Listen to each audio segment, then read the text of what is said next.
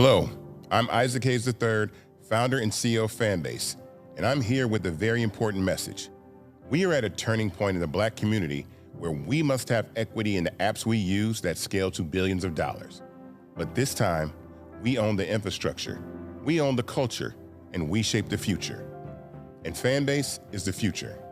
Fanbase combines the free functionality of Instagram, TikTok, and YouTube into an all-in-one platform built for the evolution of social media and monetization.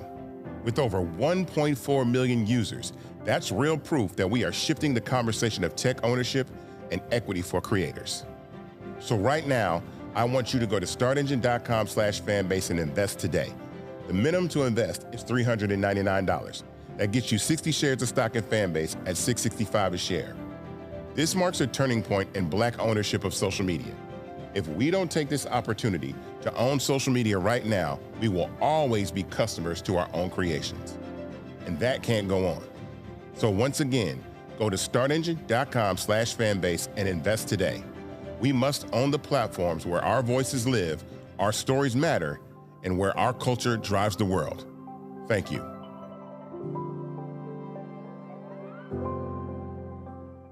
Folks, Black Star Network is here. Hold no punches. I'm real revolutionary right now. Black power. Support this man, Black media. He makes sure that our stories are told. Thank you for being the voice of Black America, Roland. Stay Black. I love y'all. All momentum we have now, we have to keep this going. The video looks phenomenal. See, this difference between Black Star Network and Black-owned media and something like CNN. You can't be Black-owned media and be scared. It's time to be smart. Bring your eyeballs home. You dig?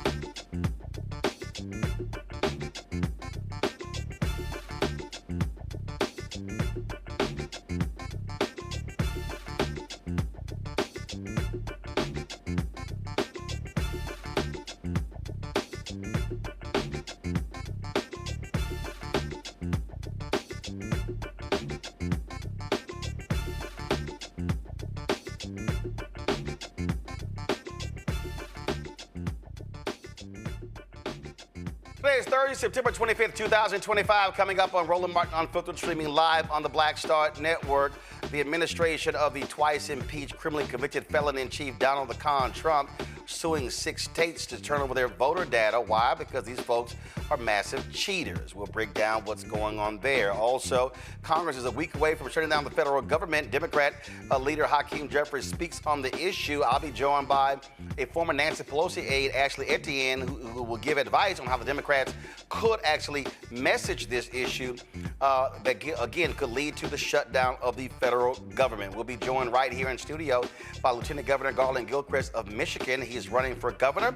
We'll talk about what's happening in that state, as well as the issue of political violence happening as well. Plus, Pastor A.R. Bernard of New York, he breaks down what it means to be biblical, but also to follow Jesus. Who's he talking to? The white Christian nationalists who love to proclaim themselves followers of Jesus Christ, but they don't actually follow the things that Jesus cares about. Lots to break down. It's time to bring the funk. I'm Roland Martin Unfiltered, the Black Star Network. Let's go. He's got it. Whatever the biz, he's on it. Whatever it is, he's got the scoop, the fact, the find. And when it breaks, he's right on time and it's rolling. Best believe he's knowing. Putting it down from sports to news to politics. With entertainment just for kicks, he's rolling. It's on go, roll, roll, y'all. It's Roland Martin, yeah. Rolling with Roland now. He's funky, he's fresh, he's real, the best, you know he's Roland Martin now.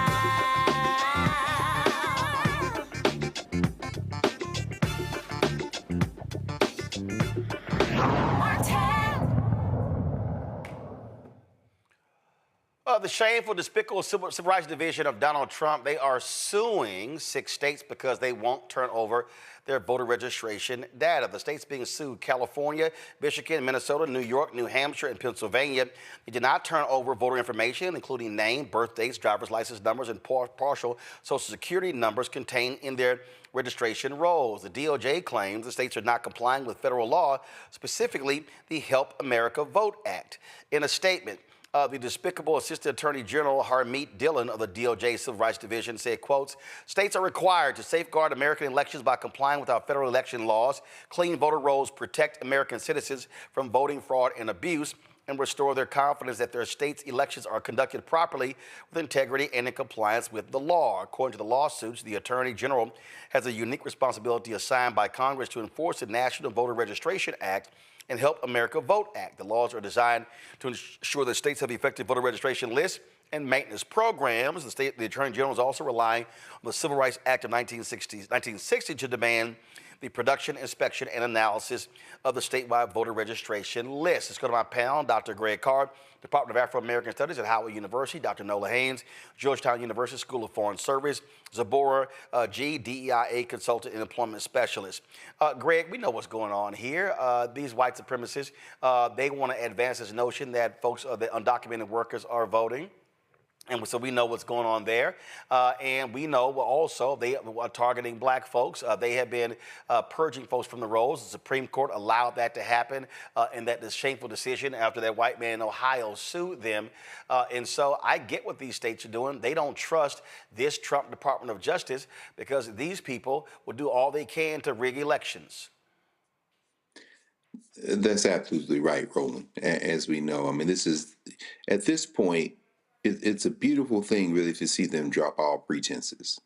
Their Orange King, clearly mentally unwell, has dropped all pretenses. He's replacing attorneys in the Department of Justice, interfering directly with attempts to prosecute everybody from Adam Schiff to Letitia James. And in this case, his absolutely feckless, thoroughly unqualified toady, Pam Bondi, is simply complying with the wishes not only of her Orange King, but of the rest of the white nationalists who have taken over the the executive branch of the federal government. Unfortunately for them, however, election law would show us that many of the issues when it comes to elections are under the purview of the states. California's Secretary of State has raised privacy protection issues with the Department of Justice in response to these requests for voter information. We saw New Hampshire's Secretary of State telling the Justice Department in August that state law prevents him from disclosing the voter registration list. And finally, as has been the case in many of these ginned up attempts to exceed their authority, I suspect that all of these states will simply respond with, I'll see you in court. And we'll see what the courts say. It's not as simple as asking for something like this to be turned over. It's an age-old tactic, and I suspect it's going to fail. Zabora, again, they can't be trusted when it comes to any of this particular data, and we know what they're doing. They're on a fishing expedition. That's what they want to do. No, definitely. We know that they've been attacking our right to vote this whole time, and it keeps getting worse. They keep going after these states that are vulnerable, and a lot of people are unaware. They don't know what to do about this. So it's not just about getting these lists. It's about disenfranchising the vote even more, making it harder for people to vote, and making sure that we are not getting our voices heard.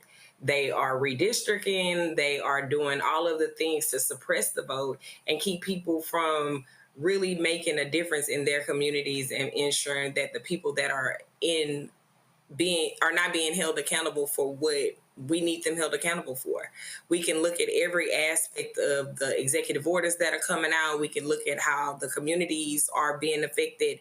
And we know that if our vote wasn't important, they wouldn't be working overtime to ensure that this vote is continuously suppressed.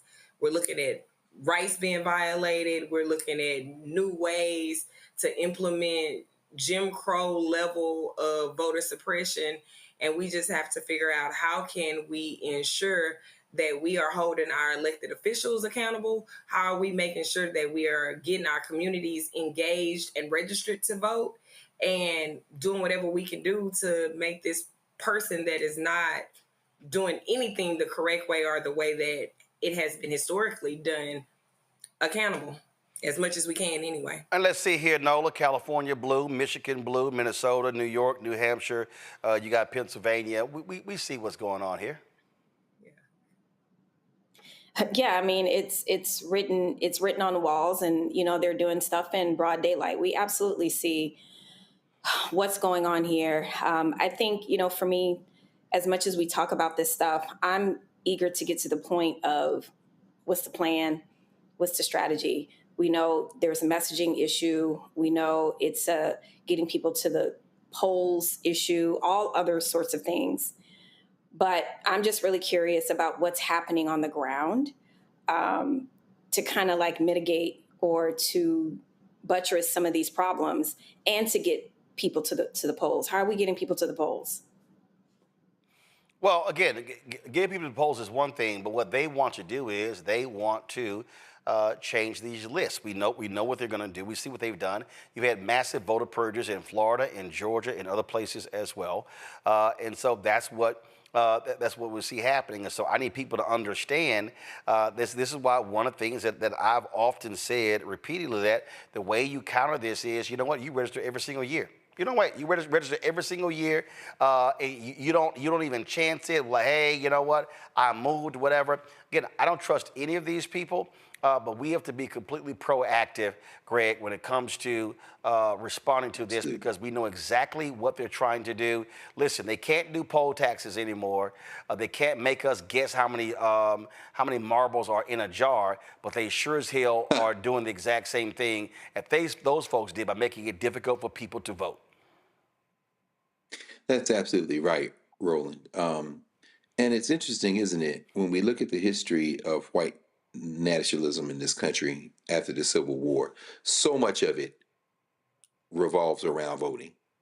We think about the Cruikshank case, of course, where they tried to steal an election in Louisiana, where men of African descent surrounded the courthouse with rifles, trying to stop them from stealing the ballot boxes, where they conducted 2 separate elections. We think about, as you mentioned, the poll taxes, the white primaries, the idea that they could intimidate folk by asking the NAACP for its roles of membership, its membership roles. There's a strong whiff of that in this white nationalist foolishness. And since May, we know that this Department of Justice has sent demands to at least 35 states for copies of their statewide voter registration files, and 11 states have given them some information, but that information has been typically just the stuff that's publicly available, so no social security numbers, none of that. Indiana turned over probably the most information as far as I can remember. Certainly the Brennan Center, among others, have been tracking this. And of course, in an ominous gesture, the Department of Justice has confirmed that it's sharing what they get in terms of voter registration data with the Department of Homeland Security. They, of course, have bigger problems. Their bag man at the top probably needs to be checking his paper bags, his kava bags, for that $50,000 they're looking for. But they are indeed, to kind of underscore what you're saying, trying to intimidate people. They're trying to convey this sense that somehow they can get your information. If you're in one of the states that they have asked for this information, please understand that the court will stop them, primarily because your social security number, your information is sacrosanct, at least when it comes to this. They have no legal obligation to turn that over. Just like you said, they've sued these states, and then these states have moved right back and said no. The criminal division of the Department of Justice, which is really being weaponized at this point, has sent emails to chief election officials in at least a dozen states since June, requesting meetings to discuss an information sharing agreement. A great deal of this is bluffing. These people are bluffing. And when you punch them in the face, as we saw this week with Jimmy Kimmel, as we've seen before when it comes to universities, or for that matter, broadcast networks, except those who bend the knee, like ABC Disney last year, when you fight them, they somehow get their chest caved in and back up. And I don't think that this is going to be any different, quite frankly. All right, folks. Hold tight 1 second. I got to go to a break. We'll be right back. Roland Martin Unfiltered right here on the Black Star Network.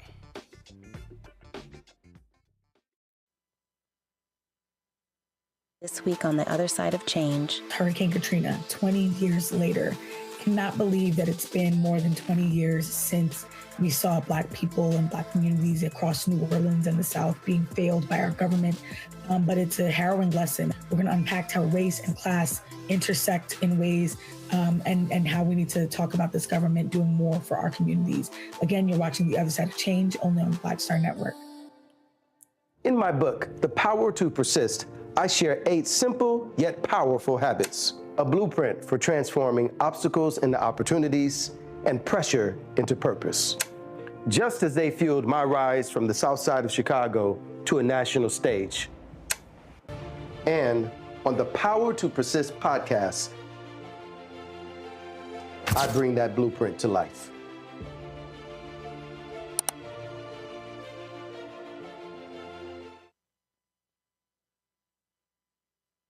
I'm Dr. Greg Carr, and coming up on The Next Black Table, we're speaking with Dr. Lucius T. Outlaw Jr., master teacher and philosopher. He takes us on his journey to discover and celebrate Black philosophy. From my undergraduate years at Fisk all the way through my PhD, I was never in a philosophy class where I had a professor who was a person of African descent, nor assigned a text written by a person of African descent, ever. How he pushed back at those who said there was no such thing, and got us all thinking about what it means to be Black. That's on The Next Black Table, exclusively on the Black Star Network. Hi, I'm Swing Cash, Basketball Hall of Famer, and you're watching Roland Martin Unfiltered.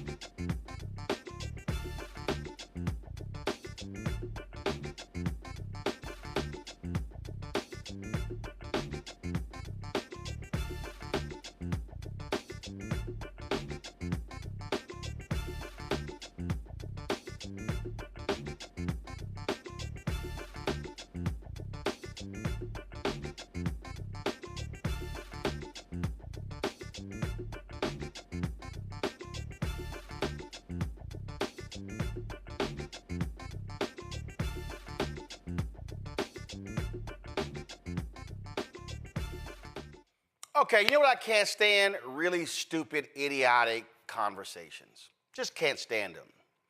So Bill Maher was on Stephen A. Smith's Sirius XM radio show, and Bill Maher actually said this, which I just think it's a dumbass idea. Listen to this here. Who's the candidate on the left that can somehow derail him? Because I don't see anybody with a national presence that can pull that off. Where are you on that? I see somebody right here in my Zoom camera, and by the way, only for you, Zoom. I hate Zoom, but for you. Where's the Stephen A. Smith presidential bubble? No. I'd have to give up too much money, Bill. I'd have to give up too much money. I'm not giving up my money, man. I'm not giving up my money. Yeah. Money. They'll give you a free plane from Qatar. Are you kidding? Don't worry about money. You don't need money when you're the president. You think the president carries money? No, he doesn't need money. Not for 8 years. Probably need it after that. Well, but go ahead.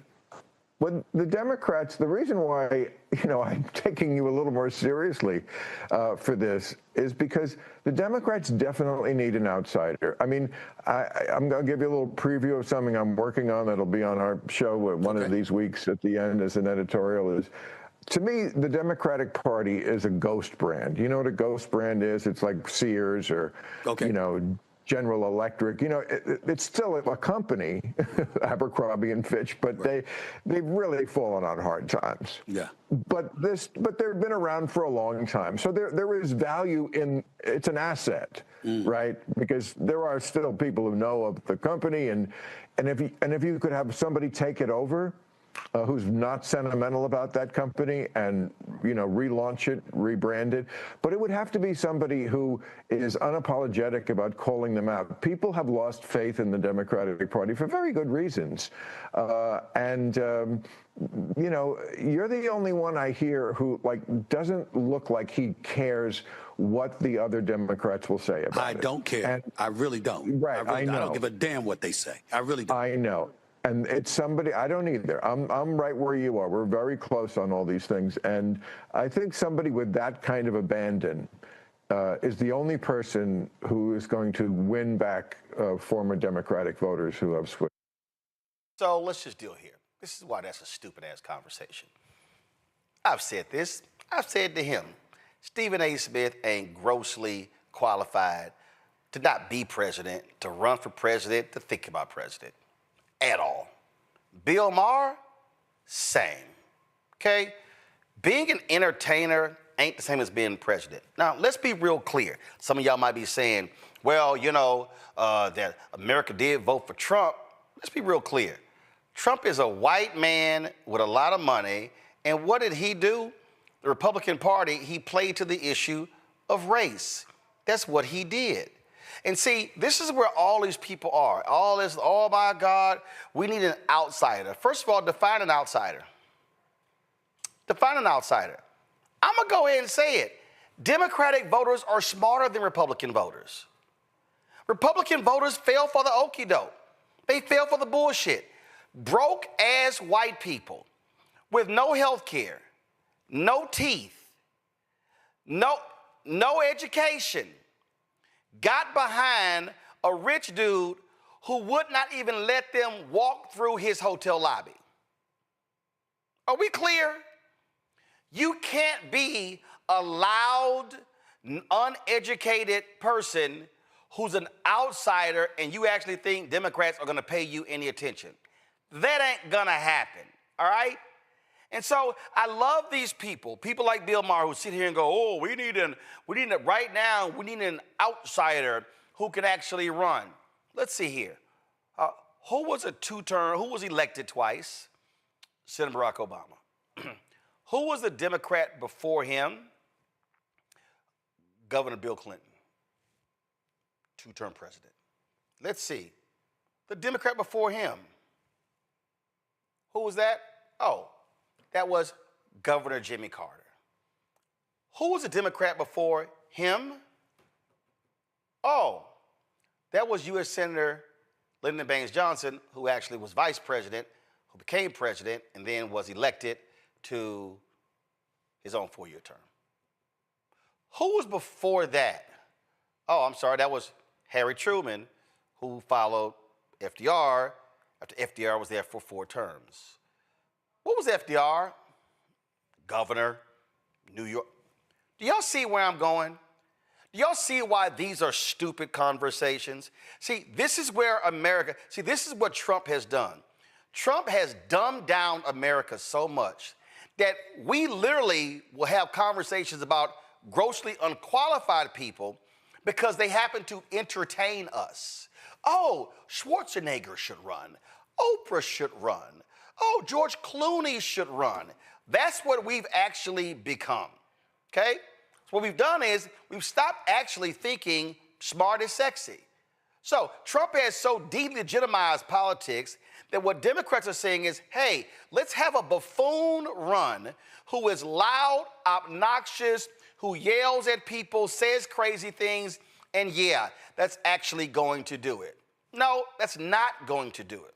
What's actually going to work is if you have a Democrat who says, this is what I'm going to deliver, and actually do it. You see, Democrats said, oh no, we can't change the rules in the Senate because if we change the rules when it comes to the Biden-Harris nominees, then the Republicans, they're definitely going to do it. So what do Democrats do? They play by the rules. And then what do Republicans do when Trump gets in? They change them. They're like, yeah, we're going to move these nominees. They go ahead and do it. Republicans lay out Project 2025, a damn near 1,000-page document, and says, if you put us back in, we're going to do all of these things. They literally gave them the playbook. Every time I think about this, I think about Barry Switzer. Barry Switzer says, if we run the wishbone the way we're supposed to run the wishbone, you will never be able to stop us. That's what they did. The problem is, we had a bunch of dumbass people who are progressives or independents who said, okay, I know they did Project 2025, but I don't really think they're going to actually do what they wrote down. Really? Who spends 3 years putting together a massive plan that's damn near 1,000 pages and then go, we were just joking? No, they were very serious. And so this is a moment for serious people in serious times.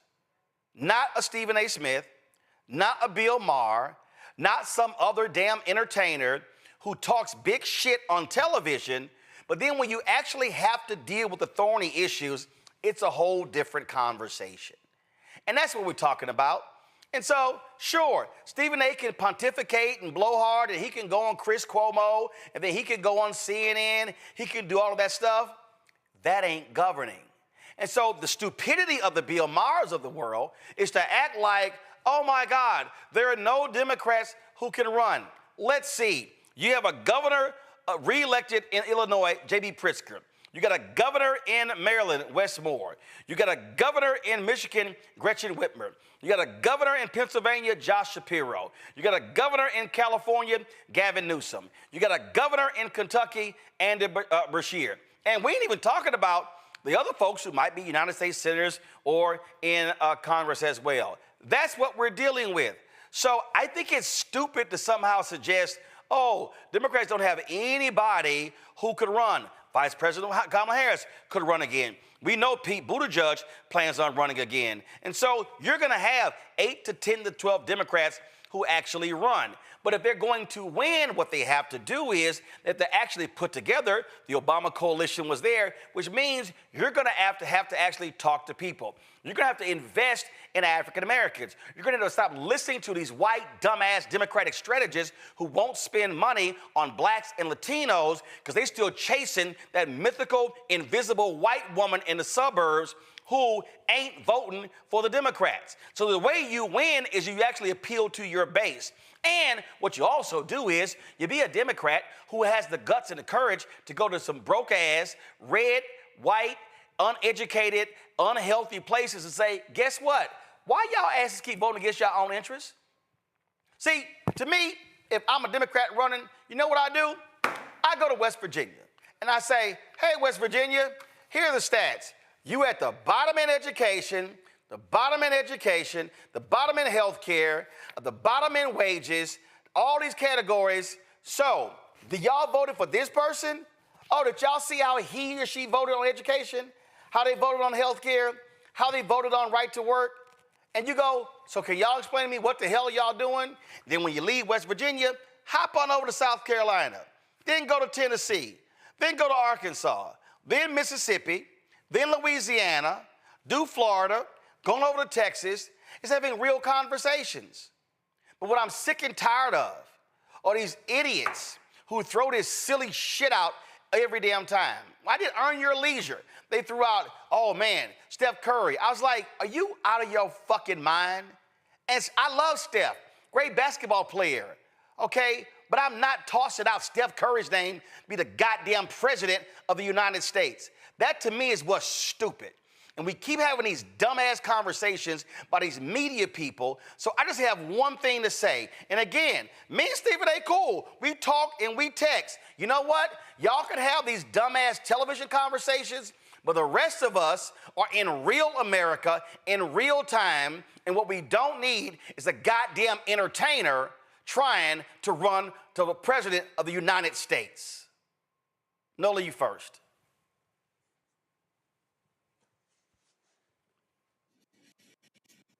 Nola, go. So yes to everything that you just said. I am. I'm trying to. Go. Oh, okay. Yes to everything you just said. Shit. Come on, can you hear me? Yeah, you got that ragged ass internet. Go. Okay. See, I told you she got that cricket internet. Zabor, go. Everything you said is absolutely right. They giving everybody a mic to say the craziest of things. We don't need nobody else that's incompetent, that don't know politics, that don't know economics, that don't know science, that don't understand research. We need somebody that's going to understand and look at the facts, look at all of the things, how we could create so much damage in less than 6 months. We got to stop spreading rhetoric that is impacting our communities. It's impacting Black, brown, disabled, all of these things, and you have the nerve to still not take this serious. How do we even say things like that? If you're looking at how this is impacting all of the things, how we have the government more in our business than we've ever had them, and we're dealing with people that are saying one thing, they don't want big government, they don't want this, they don't want that. But then on the other side, they're supporting all of these things that allow the government to be directly in our business. And you say things like you want a person that yes, he's charismatic, yes, he's a truth teller, allegedly, or fearless, or whatever you want to say, but that don't make sense when it comes to running this country. I want a person that understands the policy brief. I want a person that's not on TikTok or on Twitter saying all of the weird things just because that's the first thing that came to their mind. I want a skilled person, a person that has a skilled team, a person that has a representation that looks like the rest of this country and not just a bunch of white people in a room doing what they want to do.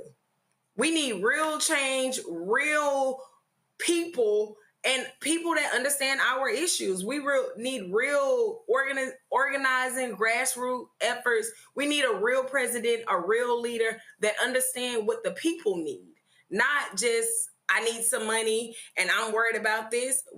That doesn't even make sense. We don't need unfiltered in that way. Greg? I agree. You know, it's very interesting. Maybe a third, the most charitable reading of it is a third of those eligible to vote in the United States of America voted for Donald Trump in the last presidential election. Just a little over 60% of the people who are eligible to vote in this country voted. That means that just somewhere south of 40% of the people in this country did not vote at all. And of the people who voted, only about a third of the people who voted for Donald Trump. He has no mandate. He has no veneer of inevitability, and he is a purebred idiot. This conveys the sense that the United States is an idiocracy. We all saw Bozo vomiting at the United Nations this week. And unfortunately, these news cycle, not even news cycle, these platform-driven politics have projected the idea that people in the United States are just that stupid. It's not the case. There are a lot of stupid people, millions of them pull the lever for Donald Trump.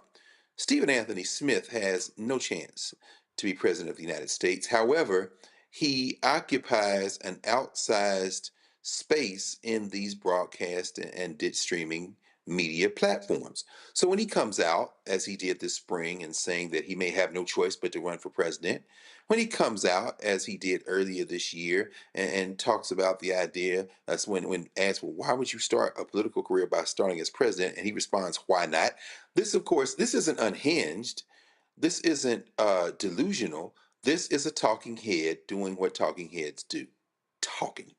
When he said this week, when he asked the question, who cares what Kamala Harris has to say in the wake of the release of her book, and when he says that her political career is over, well, I put as much stock in that as I do anything Stephen Anthony Smith says, which really comes down, let me think, oh yes, zero. I put nothing in Stephen Anthony Smith. And finally, when he said, as he has said this week, that Josh Shapiro or Wes Moore might be the best candidates, this is where I think Stephen Anthony Smith comes into play, if at all.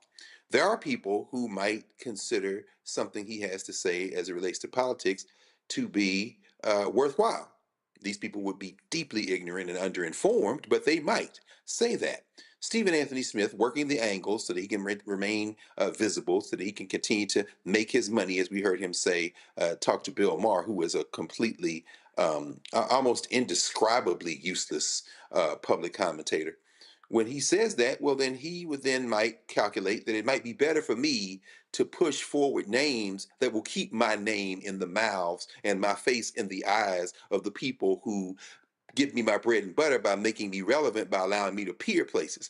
I think that's what we're going to see more and more for Stephen Anthony Smith as politics heats up, election cycles get closer, and people begin to focus on real issues. Stephen Anthony Smith will never be president of the United States, and he will never run. What he wants to do is take up time, like what he's doing right now. And again, real simple. Bottom line is, look, folks can have whatever conversation they want. I just want people to understand, don't waste your time with dumb, useless conversations. And if any of these people are talking about entertainers or sports talking heads or entertainment talking heads or y'all, it's a waste of time. I'm telling you right now, there are real people on the Democratic side who can run for president. We don't have to resort to stupidity. When I say we, I mean the American people. Enough is enough. We are seeing the damage of what happens when you elect an idiot and put him in charge. Because we know Donald Trump is actually not in charge. We know who's in charge? Stephen Miller, Steve Bannon, the Fairless Society. That's who's in charge. Folks, a government shutdown is looming, and lots of back and forth. Donald Trump refuses to meet with Democrats, now blaming them, saying they don't have any idea what the hell they're doing. And look, my position is real simple. Shut that shit down and say, y'all own it. Y'all own it. Let them take the heat. This is real simple. Republicans control the House, they control the Senate, they control the White House. So how can you control all the levels of government, but then you want to say it's Democrats' fault if the government shuts down?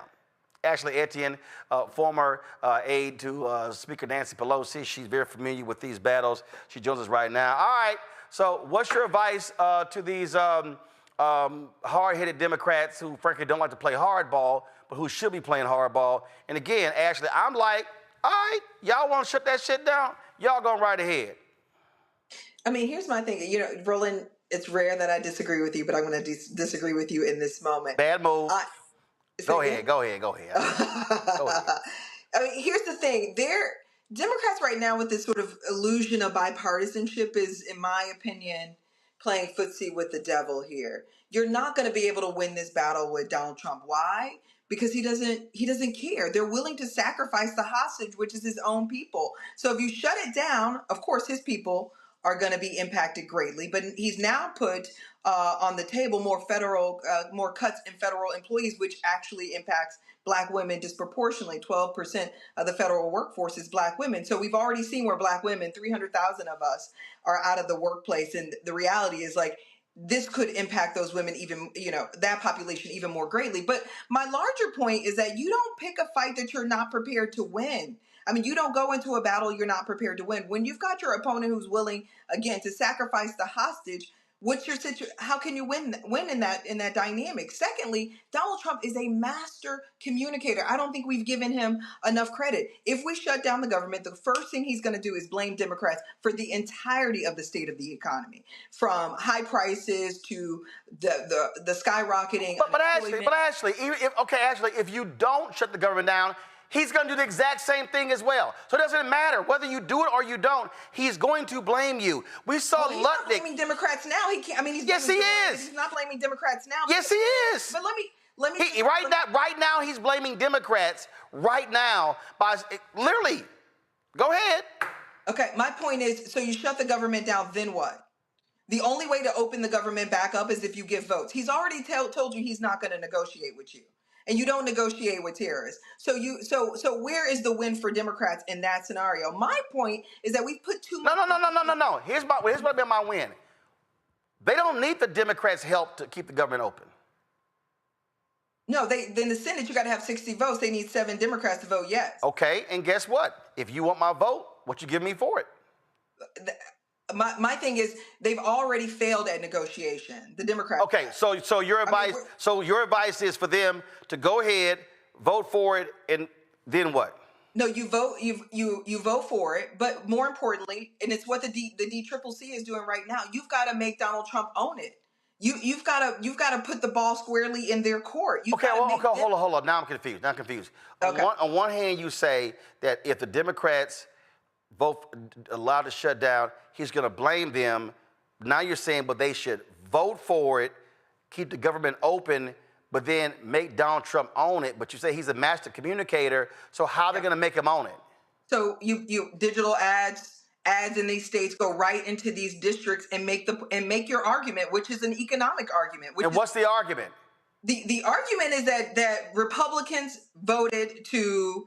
Your Republican, your representative, your senator voted to cut Medicaid, voted to cut federal spending. The same argument they made about the big beautiful bill. That's you keep leaning into those arguments. So how does that help them when their polling numbers are still awful? Well, my point is I don't think they do it with a level of consistency and hard edge that actually has impact. Okay, when and if you do it with the level. Okay, what's hard edge? No. Here's the deal. I need examples. Sure. So again, I'm going to give you some examples. Right. So I think, go ahead. No. What they're saying right now is there is a looming shutdown. Republicans are responsible for it. Change that narrative. Here's what Republicans are voting for: higher prices, higher grocery prices. They're voting to cut Medicare, Medicaid, et cetera, et cetera. But I think the one thing, can I just add this as a wrinkle? The one thing I think Democrats can do to drive this contrast right now, because you can run those ads now, make them own it, make them pay for it. But what we need to do is to launch a proactive agenda so we can start to draw the contrast. Right now, we're not talking about what we stand for, how we would be managing the economy differently than this current president. That's also a big gaping hole right now for Democrats, is they talk about Trump, but they're not yet, talking about what they would actually do. What's the proactive agenda? When I went back to Pelosi's office, we had already launched to some degree our proactive agenda by this point. So what we were able to do is to say, this is what they're doing, but this is what we would do. And so you draw that contrast. Right now, you're just, it's a soft punch, which is, that there's a looming shutdown and they're responsible for it. No. You tell people exactly they're hurting right now. It is the fault of the Republicans. We would do things differently. And I think that is a winning combination. But you can't pick a fight, this particular fight with Donald Trump, because you're not going to win it. So you shut down the government, and then what? They don't care. They don't care about jobs. They don't care about their own people. They don't care about the country hurting. So you don't have any leverage in that negotiation with them. When they're willing to burn the whole thing down every day, which is what they're currently doing, you think you're going to go in a negotiation and have an upper hand with them? Absolutely not. They could care less. And they know for a fact every time they shut down the government, at the end of the day, both parties got blamed for it. It was pox on both houses. It's never a shutdown is never a clean win for anybody. But my point is, we've already demonstrated. And I guess my position is from a standpoint of I have a lack of confidence in our leadership right now. So I'm not confident that you can take me into this battle and get me out of it unscathed and clean, and that Donald Trump's going to own it. I don't believe that that's going to happen. So my point is, you got to make them pay for it right now. Go into these districts aggressively, from the DSCC to the DCCC, aggressively run ads, pointing the finger at them, and then contrast it at some point really soon with what we would do as Democrats. That's what also helps shore up confidence. That's what also helps drive some of those polls. But if you're not introducing a proactive agenda, it's empty. It's toothless to some degree. Well, I just think that, again, when I sit here and look at what you talked about, an aggressive tack, an aggressive tone, I'm sorry, I don't see it. And I'm just trying to. That's my point. Is they're not being aggressive. And then I do see it. I see it from folks like Congresswoman Jasmine Crockett. Totally. I see it folks like from Congresswoman Alexandria Ocasio-Cortez. I see that, but again, I'm trying to figure out literally where's the DNC in all of this. I agree. Let me make a good point to you. To drive the point that they're not being aggressive enough, I just mentioned a couple facts. 300,000 Black women have now dropped out of the economy. Black unemployment is at record 7.5%. I called the DNC and I said, first of all, what you just said right there, that's just too much Black. They try to mention all that Black. Go ahead. Well, but they should be, because we vote for them 92% and 85 plus percent. I know. I mean, there is no Democratic Party without us. So yeah, I'm going to start with us. I'm centering us, as they should. And so my question was, what have y'all said about this? What have y'all said about this? I went to the CBC, I went to the leadership offices, and went to the DNC asking this question. This is your base vote. Without Black women in particular, you don't have a party. Without Black people, you don't have a party. So I want to know what you said about it. The DNC sent me a statement from some spokesperson. Why a spokesperson? Why isn't Ken, who's the head of the party, leaning into this to start to bridge that bill with our voters? White United States Senator. Hold on. Let me finish. Then I went to the CBC. I've not seen a statement from them either about it. That's a problem. Then I went to the leadership office, who happens to look like us. I didn't see a statement about it. I mean, I could be missing it, but I asked and I didn't see a statement about it. So my point is, I don't have confidence that you can get in the middle of a fight like a shutdown, because I've been in the middle of a shutdown. I remember turning to Nancy Pelosi when we were at 30 days and said to her, "Madam, you've got to give Trump what he wants. This can't go on any longer." And she said to me, look me dead in my face, "You've got to have a stomach for this job. Now is when he gets weak." My thing is, we don't have that type of leadership anymore. I mean, you can't even issue a statement acknowledging the crises that your base vote, your most consistent, loyal base vote, holding up the whole party, is dealing with right now. So why would I have the confidence that you can get into the middle of the fire and be able to handle yourself? So I don't disagree with you. I think the reality is there is no aggressive messaging. My point is that there has to be, the moment demands it, and we need to couple it with a proactive agenda so that we can start to draw this contrast, so people can start to understand who is to blame for this. Well, for me, you had a white United States Senator from Missouri who literally gave a white nationalist speech saying our ancestors took this country for us, and it was for them, and it was for us, and only us. And to your point, I hit Chairman Ken Martin directly. I hit Democratic leader Hakeem Jeffries. I hit Congresswoman Yvette Clarke directly. And I'm like, I hit a person in Senator Chuck Schumer's office. I think the only thing I saw was a tweet from the CBC. And I'm like, that's it? And I think, and I'm just being honest, I think Democrats are so damn scared to say Black, to say Latino, because of this anti-DEI stuff, and you've got white Democratic strategists saying, shh. So then we need to reassess this. No. I'm telling you. I think what's here. I quit his ass. I think we got to reassess this relationship. You got white Democratic strategists who are saying, "Shh, don't say Black, don't say Latino, don't say people of color. Let's just keep it vanilla, because that's what we got to do." That's what's going on here. So my question to you, though, is, I mean, you've got a massive platform. I tell you all the time, there's nowhere I can't go in the country where someone doesn't say, "I saw you on Roland." So my thing is, what are we going to do about it? We have the power in the dynamic. What we do, first of all, I mean, you got the CBC happening right now. There's leaders from all over the country right now in Washington, D.C. Listen, I moderated only one panel, and that was Congressman Hank Johnson I'm not doing anything else. I'm not on anybody else's stage. I said in that panel what we're going to do. We're going to actually restream that panel discussion. We laid out very clear specifics what needs to happen. But what I've made perfectly clear is that we have leadership, political leadership, civil rights leadership, preachers. It's everybody running scared. Let me just be as frank as possible. What Donald Trump has done, and I don't think Democrats don't want to admit this, others don't want to admit it. They're scared to death.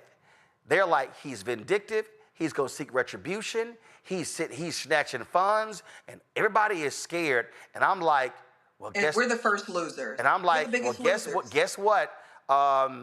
If somebody is going to sit here and come at you guns blazing, well, you damn sure better be prepared to fire back. If somebody's going to be trying to come take you out politically, you better be ready to fire back. And what I'm saying is, I am not seeing the focus on mobilization and organization. So what I am saying to black people, I'm not waiting on Schumer. I'm not waiting on Jeffries. I ain't waiting on Ken Martin. I'm telling my audience, send your money to Black Voters Matter. We have black organizations. You got Georgia Stand Up.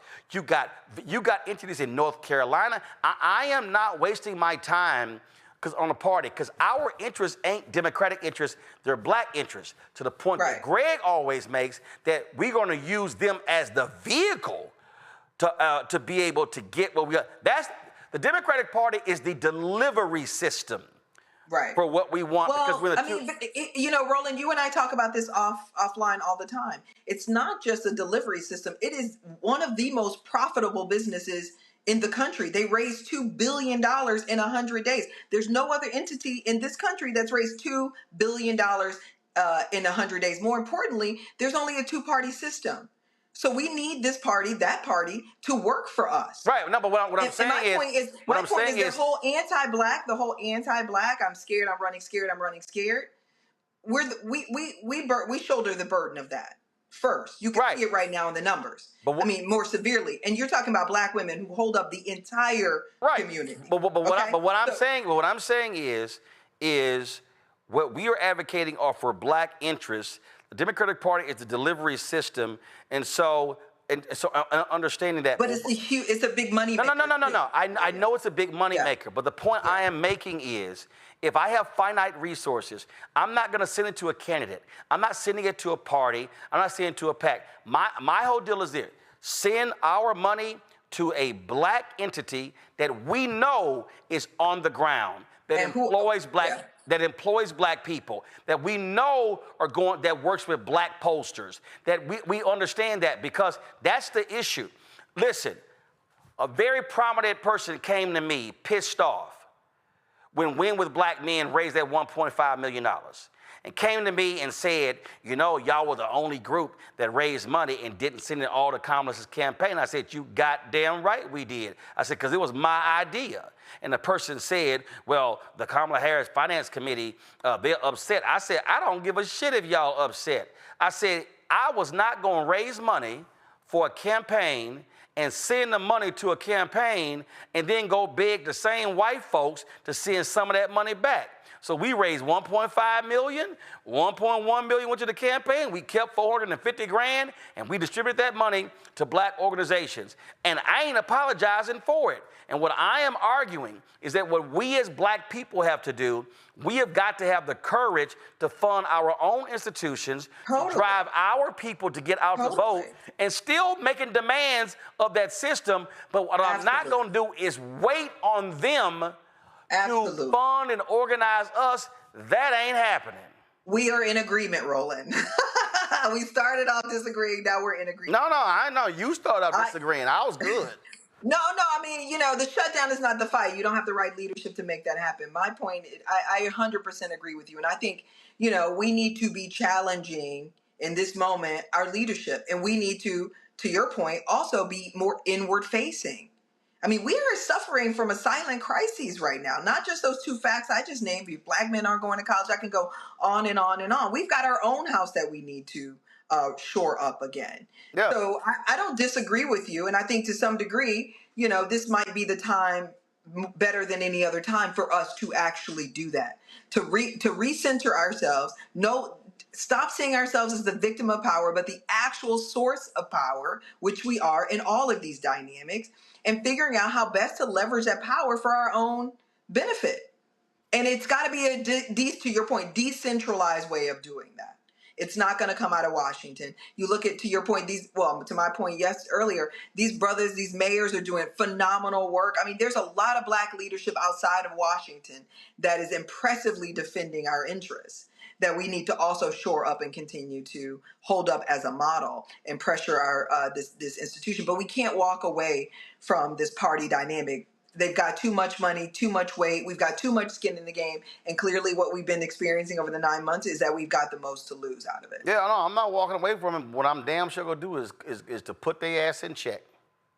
Well, listen, invite me to the party, okay? Oh, listen, I already know. I've already heard from many people, he's too loud, he's too brash, he's too arrogant, he's too cocky. Hey, this is real simple. The best way to shut me up is to pay Black people, hire Black firms, distribute that money to the folk out there. But I've made it perfectly clear.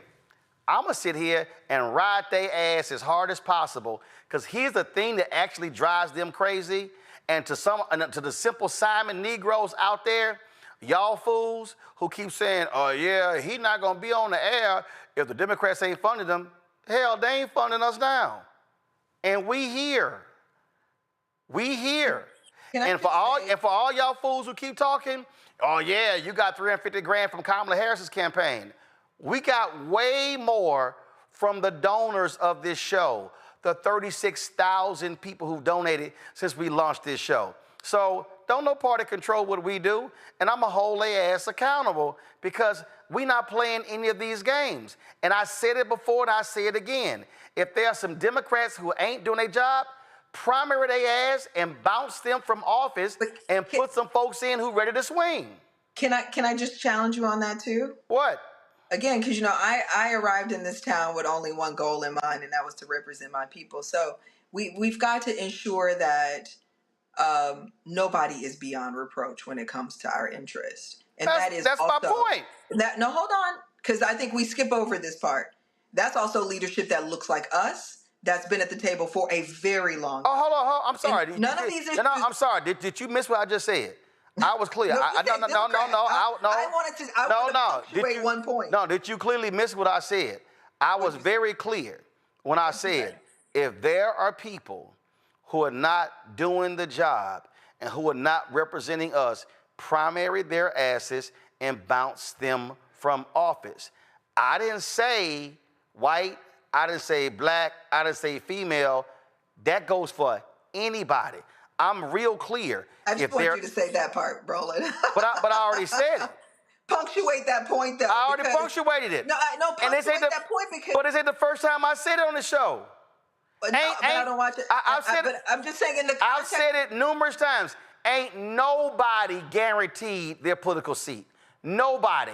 Nobody on the federal level, the state level, the county level, the city level, the school board level, no judge, no DA. You got to earn it every time. Got it? Listen. Was that punctuated enough? I just wanted you to say it. Ain't the first time. Because the reality is, and you and I know this, and I've been in these rooms for a very long time. Most of the people doing the damage to us look like us. Oh, I got it. Hold on, and let me say, I know you're a believer like I'm a believer, and this word has been circling me, which is Moses is dead. It's time for the Joshua generation, and it's not an issue of age; it's an issue of mentality. No, so, but hold on, we're gonna go biblical. Then we got to really go biblical because it was because it was Moses. Where are you gonna start? No, because it was Moses who sent Joshua and Caleb and the other men into to survey the land. And what happened was the weak dudes came back and said, ooh, they too big, they too strong. And it was Caleb and Joshua who told him the truth. And then he then said, I am going to give you your inheritance. And then he picked Joshua to be the leader, and then Caleb also to follow Joshua. So what has to happen is Moses was an authentic leader who then chose that. So what has to happen is, what has to happen is we got to have some Calebs and Joshuas who understand to be understudies, but then we also got to have the Moseses who know when they are moving on, leadership then rises up. The problem is Moses recognized he was never going to live forever. The problem politically is we got folk who don't believe they ever gonna die in office, and they never actually pick a Caleb and a Joshua. Absolutely. That's the problem. And also, though, not realizing, and this is not realizing that their time is up. That's my point. That's but Moses recognized it. Too many of our folk, they don't. Ashley, I appreciate it. That's my point. Yes, you're right. We're together. Yeah, I appreciate it. Thanks a lot. You finally came around. All right. I'm gonna go to the panel here. Do we finally have Nola? Did she finally get her Cricket Wi-Fi working? Wow. Apologies to the wonderful people that I am staying with in your beautiful home. Please excuse Roland Martin. I'm going to mess with you regardless. I don't care. Yes. It don't matter who you staying with, where you at, whether you at your house, whether you in New Orleans, it don't matter. So to my friends. Yeah, okay, whatever. Listen, the point here, whether we talk about the shutdown or whatever, this, and I heard it today at CBCF, and I hear wherever I go around the country. Nola, what people are looking for, they're looking for people to lead. Everybody is scared. It's like seriously, people are like, yo, who is going to lead in this moment?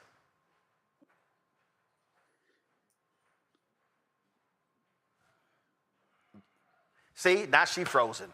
See, that's what I'm talking about. Greg, I'm gonna go to you on that one. So Greg, that's the thing here. People are looking, they are craving, they are desperate for leadership. They are, and more than any single other thing, people are afraid of pain. A shutdown is going to cause real pain. It's going to cause real damage.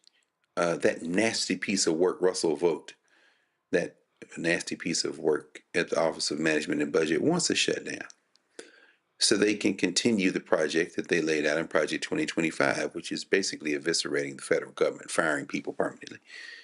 John Boy Roberts and his white nationalist majority at the Supreme Court have clearly shown with their abuse of the rocket docket that they are on board with destroying the federal government. At least in the short term, they're saying, well, we'll come back and rule on the merits. But the interim is what you have to worry about, because a lot of people, somebody loses their job, they got to go find another way to pay their rent, to pay their mortgage, to eat. And so, who's to say they're going to come back to the workforce? So people are more, I think, concerned about the pain they will suffer. Something Sister Etienne said, I thought it was very interesting, about 15 minutes ago, 10 or 15 minutes ago, when she said she went into Nancy Pelosi's office 3 weeks into the shutdown and said, hey, we got Madam Speaker, and she said, you got to have a stomach for this. I think that was the determinative moment. This country, I don't think it can't be saved in its current form. It's going to have to go through a very difficult period, and who knows what comes out on the other side. There aren't, clearly Hakeem Jeffries isn't up to the job. Chuck Schumer was never up to the job. Clearly, as you said, there are people in federal representatives like Ocasio-Cortez and like Jasmine Crockett who are more than up to the job. And I think finally what we are going to see is that this quote-unquote revolution, if there's going to be one, and I hate to use the Hunger Games, the obvious Hunger Games reference, but here it is going to come from the hinterlands. It's going to come from the Westmores, and it's going to come from the Gavin Newsoms, and it's going to come from at the state level in terms of governors, the Pritzkers in Illinois and others. It's going to come from the cities, as we see with Brandon Johnson in Chicago, or the mayor of Boston, or even soon Mamdani in New York. It's going to come from those local officials you're talking about. And so I think, even as we just receiving news, I think, Roland, I don't know, you have to check because your sources are much better than mine, that they have forced with this purebred political hack in Virginia. The grand jury has indicted James Comey. What we are seeing is that white nationalist side that Trump and his white nationalist handlers, they are throwing all caution to the wind. When you are in a fight like that, there is no such thing as a reasonable accommodation or a reasonable compromise. You must now go to war. And I think there are going to be some losses on the Democratic side before this is all over. But that pain, if there's any chance for this country to emerge on the other side of that pain with something even resembling what it was before Trump won the election, I think it's going to just require some pain. And people just going to have to, we just got to get our minds around that. Noah, we got you. Okay, wonderful. Well, just start talking before you go out. Just go. Oh, Jesus.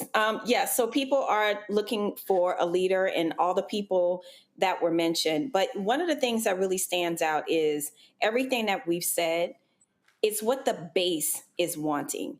I always say this thing that it's challenging to kind of explain the policies behind a decision. People just want to show you, they want to see you showing up. They want to see you showing up with gloves on, ready to fight, ready to be that aggressive person. That's what the people are wanting.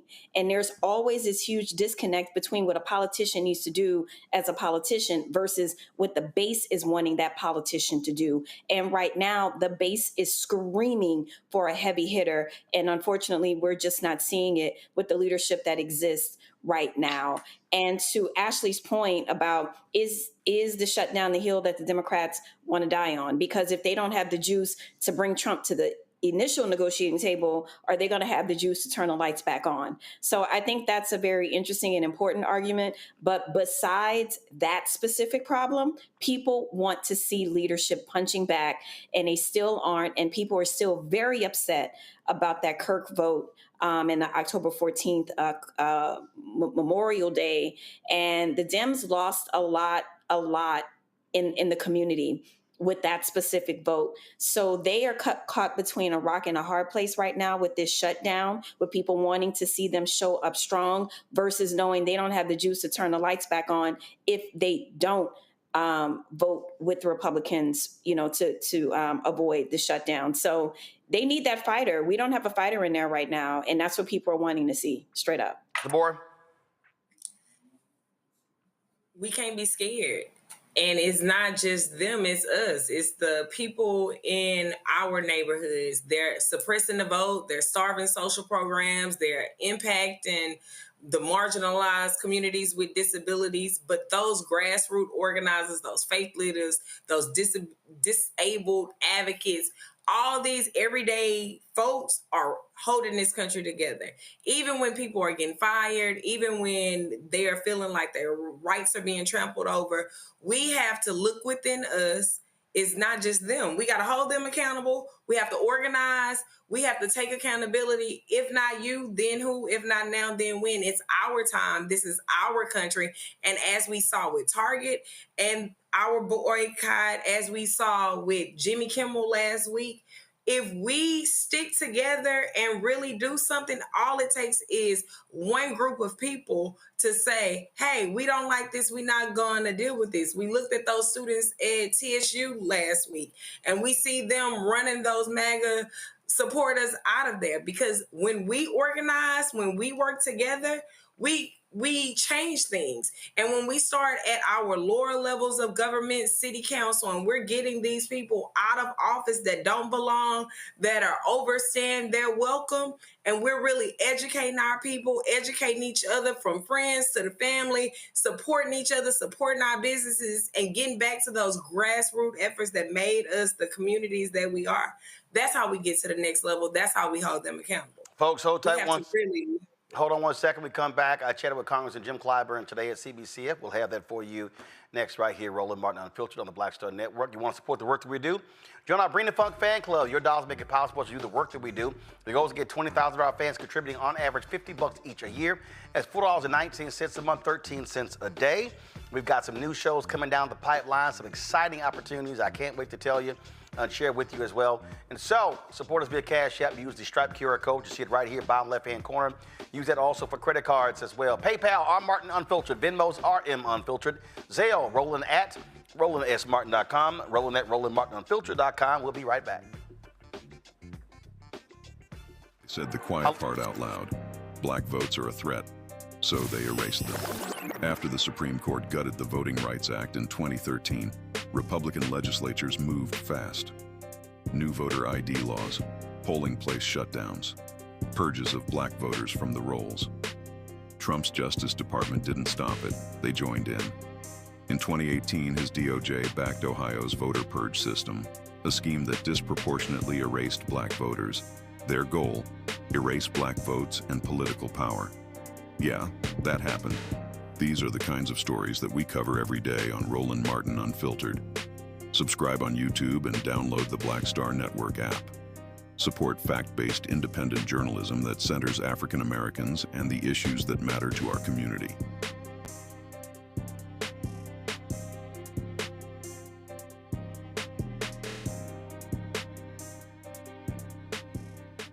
Next on the Black Table with me, Greg Carr. An hour of living history with Dr. Richard Mariba Kelsey, thinker, builder, author, and one of the most important and impactful elders in the African American community. He reflects on his full and rich life and shares his incomparable wisdom about our past, present, and future. African genius is saying that my uncle was a genius, my brother was a genius, my neighbor was a genius. I think we ought to drill that in ourselves and move ahead rather than believing that I got it. That's next on the Black Table, here on the Black Star Network. Michael McMillan, President and CEO of the Urban League of Metropolitan St. Louis, and you are watching Roland Martin Unfiltered.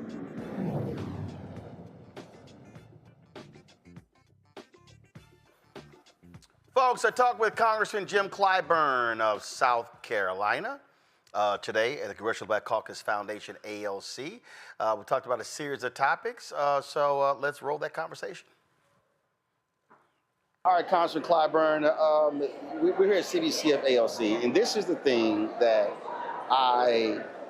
people keep saying everywhere I go. They're like, okay, folks are gathering here, but people want to know what's the plan? Who are we following? What are we doing? What do you say to those people? Because there's a lot of disenchanted African Americans out there. Well, I would say that we are going through a period of our history that many of us thought was behind us.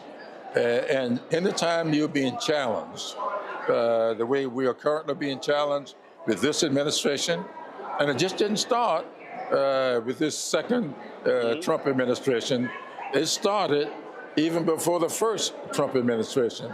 And I think that what we are suffering from is the fact that when you have 13 members of the Congressional Black Caucus, that's one thing. When you get 60 members of the Congressional Black Caucus, that's another thing, which means a little more effort must go in to trying to find common ground on issues. And when you've got a Congressional Black Caucus like ours, when those 13 members first came, they all had one thing in common. They were majority-minority districts, by and large, very progressive when they didn't have those numbers. Today, our country is less progressive, and we've got more members in our caucus who do not come from majority districts, and I'm one of them. And on that point, because what happens is, people like, okay, well, why aren't they representing black folks, representing black interests? And I'm always saying, well, you have to look at your numbers. You have to actually look at the numbers. And so you take a Sanford Bishop in Georgia, the makeup of his congressional district is different than the makeup of Congresswoman Jasmine Crockett. Absolutely, totally different. I mean, Sanford would not be here if he did not have a way to deal with peanut farmers. I mean, when you look at his district, you see how many people here, how many people there, the balance of power, the difference in his winning and losing are farmers. I don't know what's in Jasmine Crop's district. I don't think she got many farmers. No, because I'm actually one of her constituents. Yeah. In that district, I mean, it's an urban district. It's a bunch of bedroom communities there in South Dallas County. That's exactly right. And so we need to allow people the benefit of that. When I first came here, my congressional district was around 58% black. Today, it's around 47% black. But I have built a good enough rapport with enough people in the district that I still get 60, sometimes 58% of the vote. So that's one thing. But the other thing that we have to be really careful about is the fact that we have got to look to people like you. I did an interview this morning, and I said, the salvation for us in this business, African Americans, right now, rests with the black media, black press, if you will, and the black church. Because when you see a big newspaper like the Washington Post, when all of the opinion writers and all of the news reporters having their work overturned by the ownership. When you have the owner saying, we're not going to fact check this president, we don't care how many lies he tells, we're not going to report the lies. And you saying to your opinion staff, you may think that Kamala Harris is the best person for us to endorse. I'm not going to let you endorse her. That's not the Democrats. Who will the Democrats rely on to bring pressure on those newspapers? That's not happening just with the Washington Post. It's happening all over. Ask Jimmy Kimmel. And it's happening. And so what we have to do is respond to that in the way that we know how. Don't get upset with me if I can't make this man run my editorials. Right. If I write an op-ed piece, it's up to that board whether or not to print it. Right. So that's why it's you. Right. By having our own, we ain't got to ask anybody else's opinion. Absolutely. And that's why I'm here with you today. And that's why I'm with you every time you call. I'm going to respond. I just wish you would respond more often when I call. Listen, I'm on 5 days a week. All you got to say is I want to come on. See, y'all don't do what Congresswoman Maxine Waters does. Yeah. She called me at 5:40. She said, "Hey, Roland, I want to come on and talk about this here." I said, "Well, when you want to come on?" She said, "Tonight." I was like, "You want to come on in 20 minutes?" She's on in 20 minutes. Oh, yeah. See, so she don't play. Well, you know, Maxine is a little better at this than I am. See, she's been doing it much longer than I have. She ain't going to admit to that. She'll call me and it's like, "Hey, not a problem when you want to come on." So no, but I know we're joking. But look, I'm serious about that. I'm really serious. I do believe that if we're going to survive politically, and you know how steep I am in history, I just believe that history ought to be instructive. I know what's going on today. I just finished my third book, and it's about, when I started writing this book, I was really just writing about those 8 African Americans that served in Congress from South Carolina before me, and about why there are 95 years between number 8 and yours truly, number 9. And then all of a sudden, while in the middle of doing this book, January 6, 2021 popped up. And I said to myself, hey, I know what this is. And that was a specific attack. Donald Trump was attacking 4 cities. Absolutely. He was attacking Atlanta, Philadelphia, Detroit, and Milwaukee. Absolutely. He was attacking black voters. That's exactly right. And that's what January 6th was about. And I'm glad that you mentioned the cities, because everybody keeps saying the state. No. He was very specific. That's in right. fact, they did a partial recount of Milwaukee. They Right. still recounted Wisconsin, was only Milwaukee. That's exactly right. Because he knows what happened.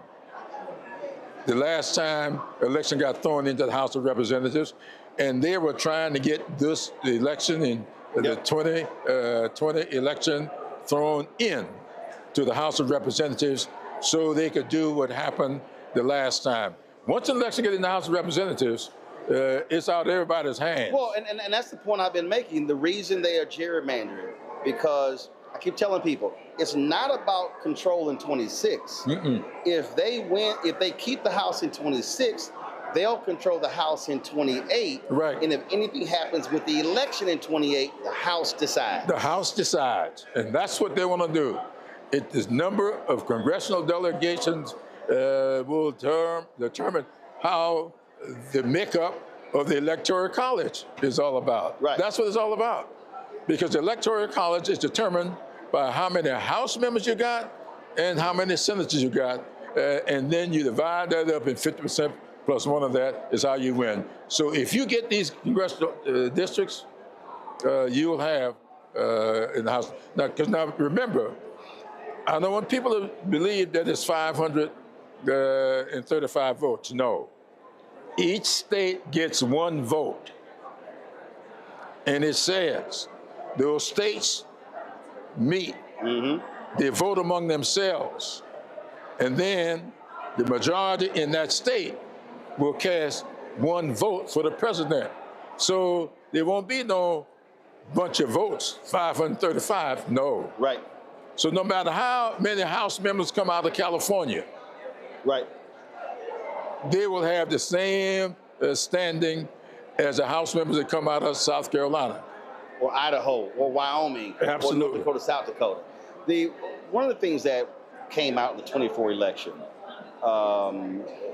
and I'm always talking about it, and are we going to see, and is the Black Caucus putting maximum pressure on the control that these white Democratic strategists have on the money?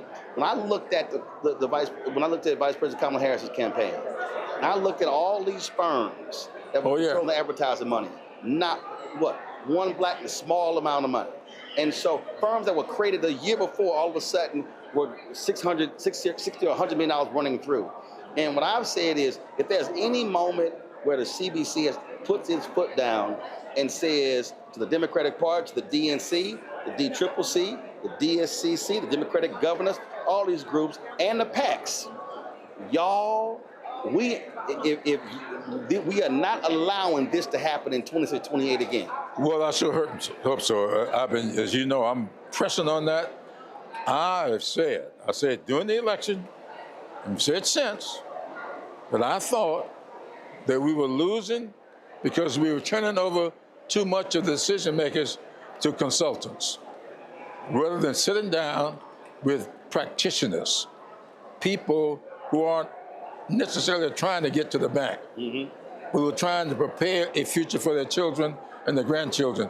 Only reason I'm in this business, because I want to make sure that my children and grandchildren don't live the life that my parents and grandparents lived, because there is a real coordinated, well-financed attempt to turn the clock back. We just saw a new announcement from this administration.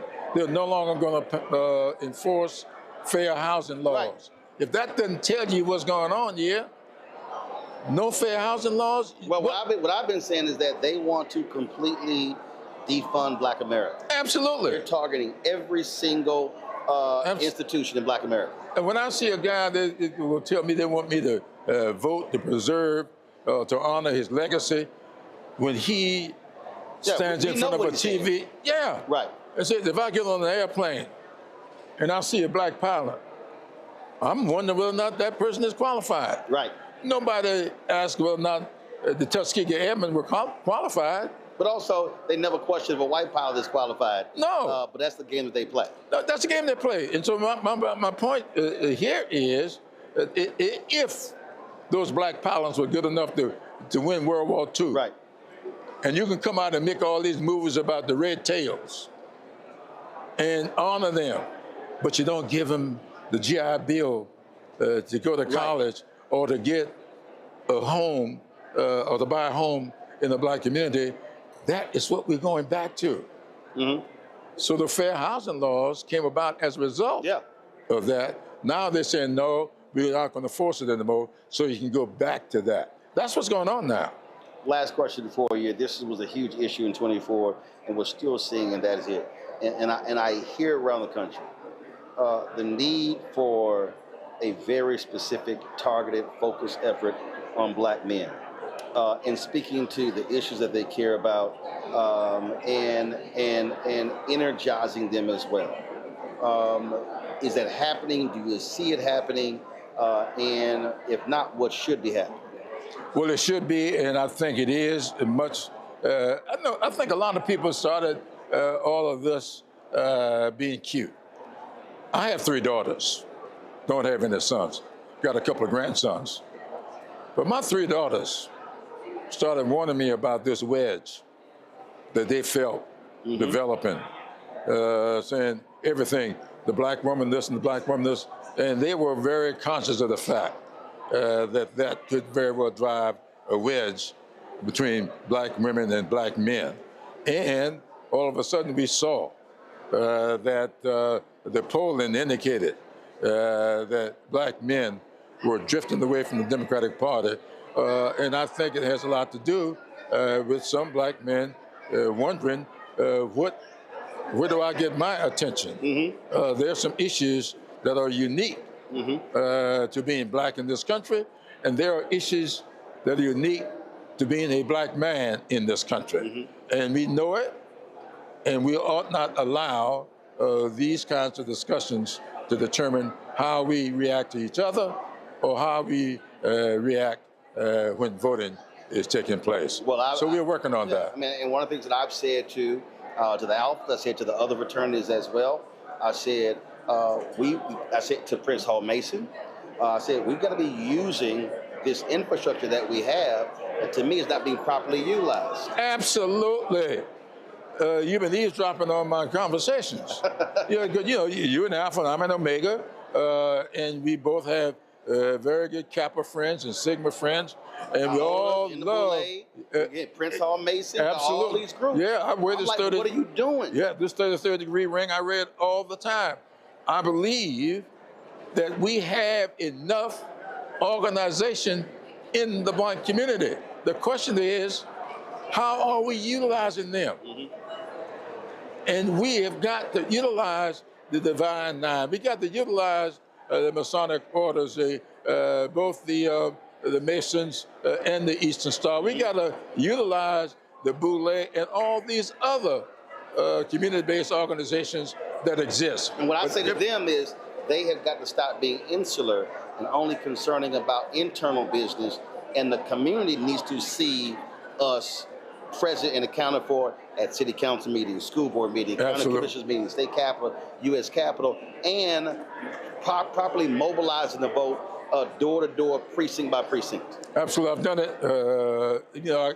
I have this project you know about called the 4 Ps. Now, you know what we used to say with the 4 Ps back in the day. I decided to turn that into a positive. Because you would say blank, poll, prior, planning. 4 Ps to me: pastor, parish, precinct project, where I've been meeting with pastors. I've been meeting with the leadership of these, the faith community, and trying to organize precincts so that we can energize people when the election time comes around. So I think you're right on the money. We are together on this, and you and I are going to have to start talking to each other and start talking to everybody out there. Let's do it. All right, brother. Appreciate it. Appreciate you. Yes, sir. Thank you. All right, folks, going to go to a break. We come back. Some breaking news regarding former FBI Director James Comey. We'll have that next. We'll also talk with the Lieutenant Governor of Michigan, Garland Gilchrist. All of that right here, Roland Martin Unfiltered on the Black Star Network. In my book, The Power to Persist, I share 8 simple yet powerful habits, a blueprint for transforming obstacles into opportunities and pressure into purpose. Just as they fueled my rise from the south side of Chicago to a national stage. And on the Power to Persist podcast, I bring that blueprint to life.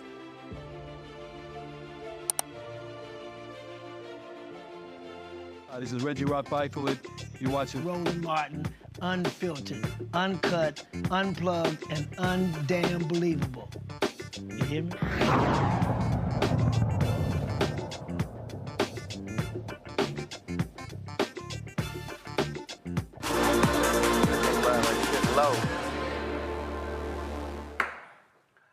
Well, after being pressured by Donald Trump, the Department of Justice has indicted former FBI Director James Comey, claiming that he lied. This is the New York Times front page right here.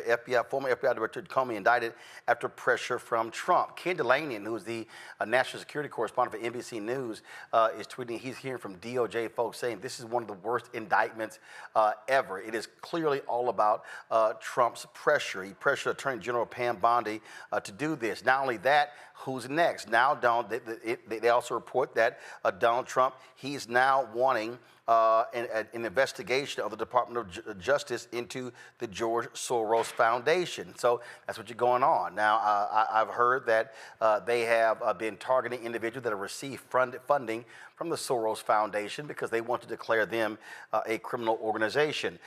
What you have here, you got Republicans, Greg, who've been saying that, oh, this is, the Biden-Harris, they targeted Trump and his people unnecessarily. They were prosecuting their enemies. No, they actually were prosecuting people who broke the law.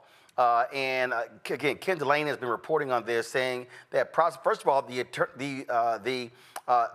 U.S. Attorney in Virginia, they were not moving forward. Trump fires the U.S. Attorney, puts in an airhead former pageant winner to be the U.S. Attorney who's never prosecuted a case in her life to say, no, get this done. So this is Donald Trump absolutely saying, prosecute my opposition. That's absolutely right. Roland, none of us are happy about pain. None of us are happy about anyone suffering. But the enthusiasm that I've had since the re-election of Donald Trump to this day is really undiminished. In fact, I'm more enthusiastic now than ever. This is serious business. In a country of 330 plus million people, the question that should be at the front of our minds today is really how strong are the institutions that hold this country together? I have a lot of confidence in state and local institutional structure. I'm talking now strictly about government. At the federal level, what we are seeing is an unbridled and wholesale attack on the question of the institutional structure of the federal government. Pam Bondi is incompetent. Kash Patel is incompetent. And we can go down the list, all of them incompetent. Their addled signing pen, thanks NBC for creating this problem by propping him up as if he were a businessman instead of playing a businessman and letting him do that on TV for over a decade. He is mentally unwell, he's unstable, and of course he is bedeviled by the idea that his enemies are after him.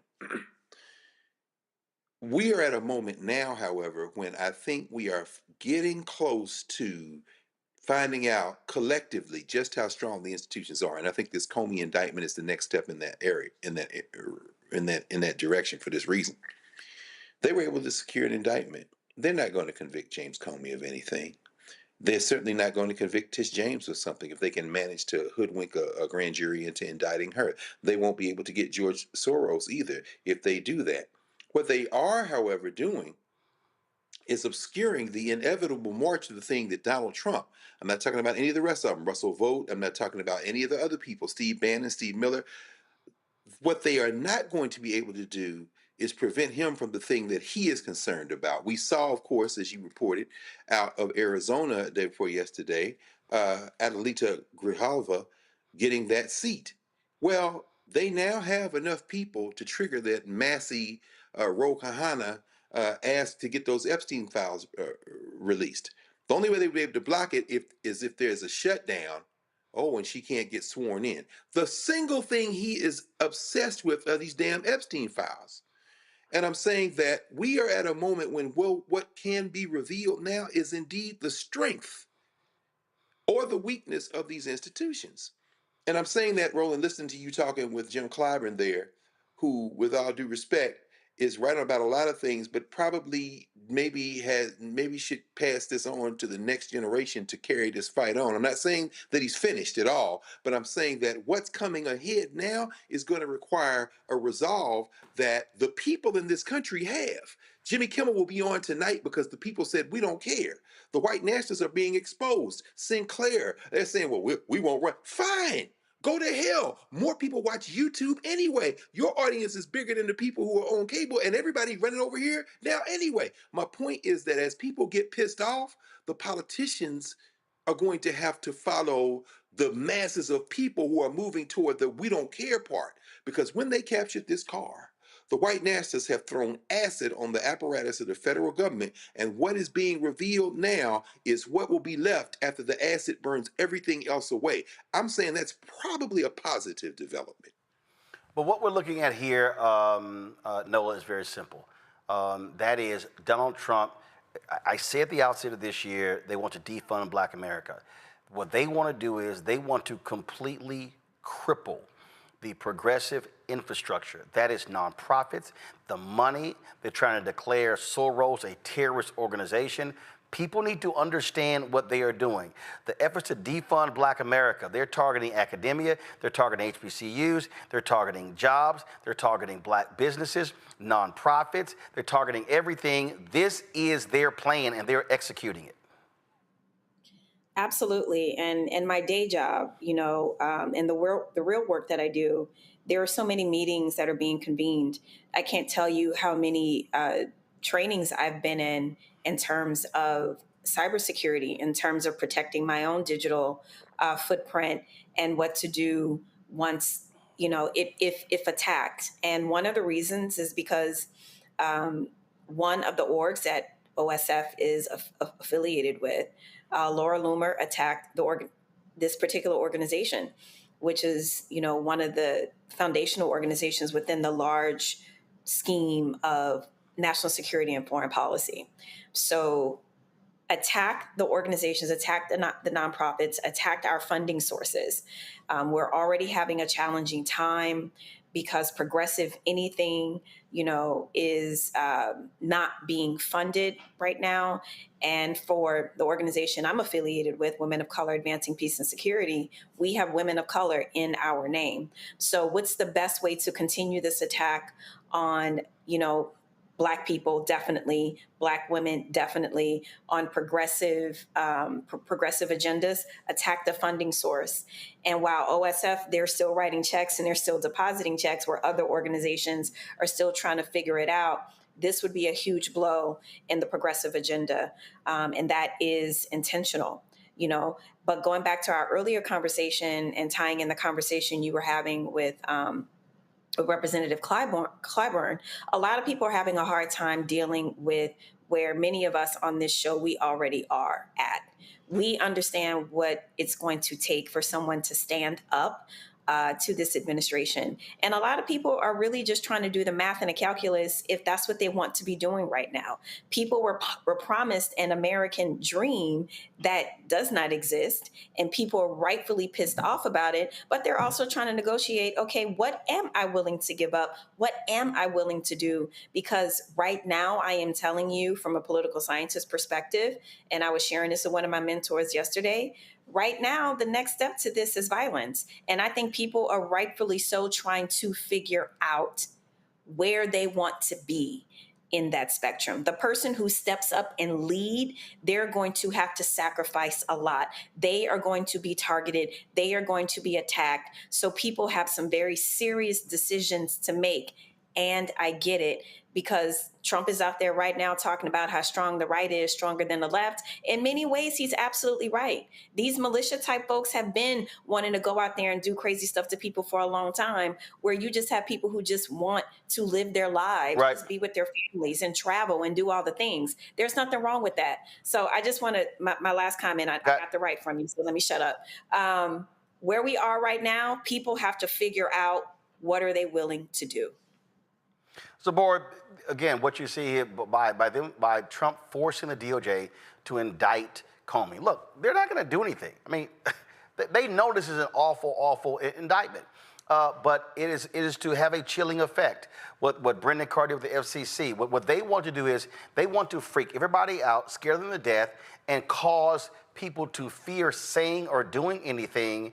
And that, to me, is not the answer. Definitely. I think that we understand that this is just a one more tactic that is Trump going after his enemies and making sure that you are scared to come for him. You are scared to say anything against this agenda. We saw last week and the last couple of weeks with Charlie Kirk, and how every time you say something, you are attacked for telling the truth. You are attacked with no evidence of doing something wrong, and people are being punished for these things. And this situation is no different. This is just showing how we as a people have to be aware of what they're doing and really move very strategic in our response to all of these attacks. And yes, they may not be able to convict him, but just the sheer allowance of bringing an indictment that way says that, hey, it's okay to go after election vote workers or after the person that disagree and that are advocates. So they're trying to scare people out of fighting them with the tactics that are known to work. And that's just, it's really disheartening to see that this is how we're having to fight with our hands tied behind our backs, really. Yep, that is the goal. All right, quick break. We'll come back. We'll talk with Michigan Lieutenant Governor Garlin Gilchrist right here, Roland Martin Unfiltered on the Black Star Network. Said the quiet part out loud. Black votes are a threat, so they erased them. After the Supreme Court gutted the Voting Rights Act in 2013, Republican legislatures moved fast. New voter ID laws, polling place shutdowns, purges of black voters from the rolls. Trump's Justice Department didn't stop it, they joined in. In 2018, his DOJ backed Ohio's voter purge system, a scheme that disproportionately erased black voters. Their goal, erase black votes and political power. Yeah, that happened. These are the kinds of stories that we cover every day on Roland Martin Unfiltered. Subscribe on YouTube and download the Black Star Network app.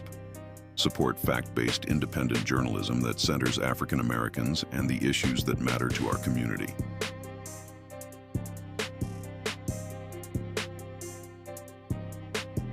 Hey, I'm Tasha Cobbs, and you are watching Roland Martin Unfiltered. But I need a little filter. I need something. Blow me out. Make me look 35.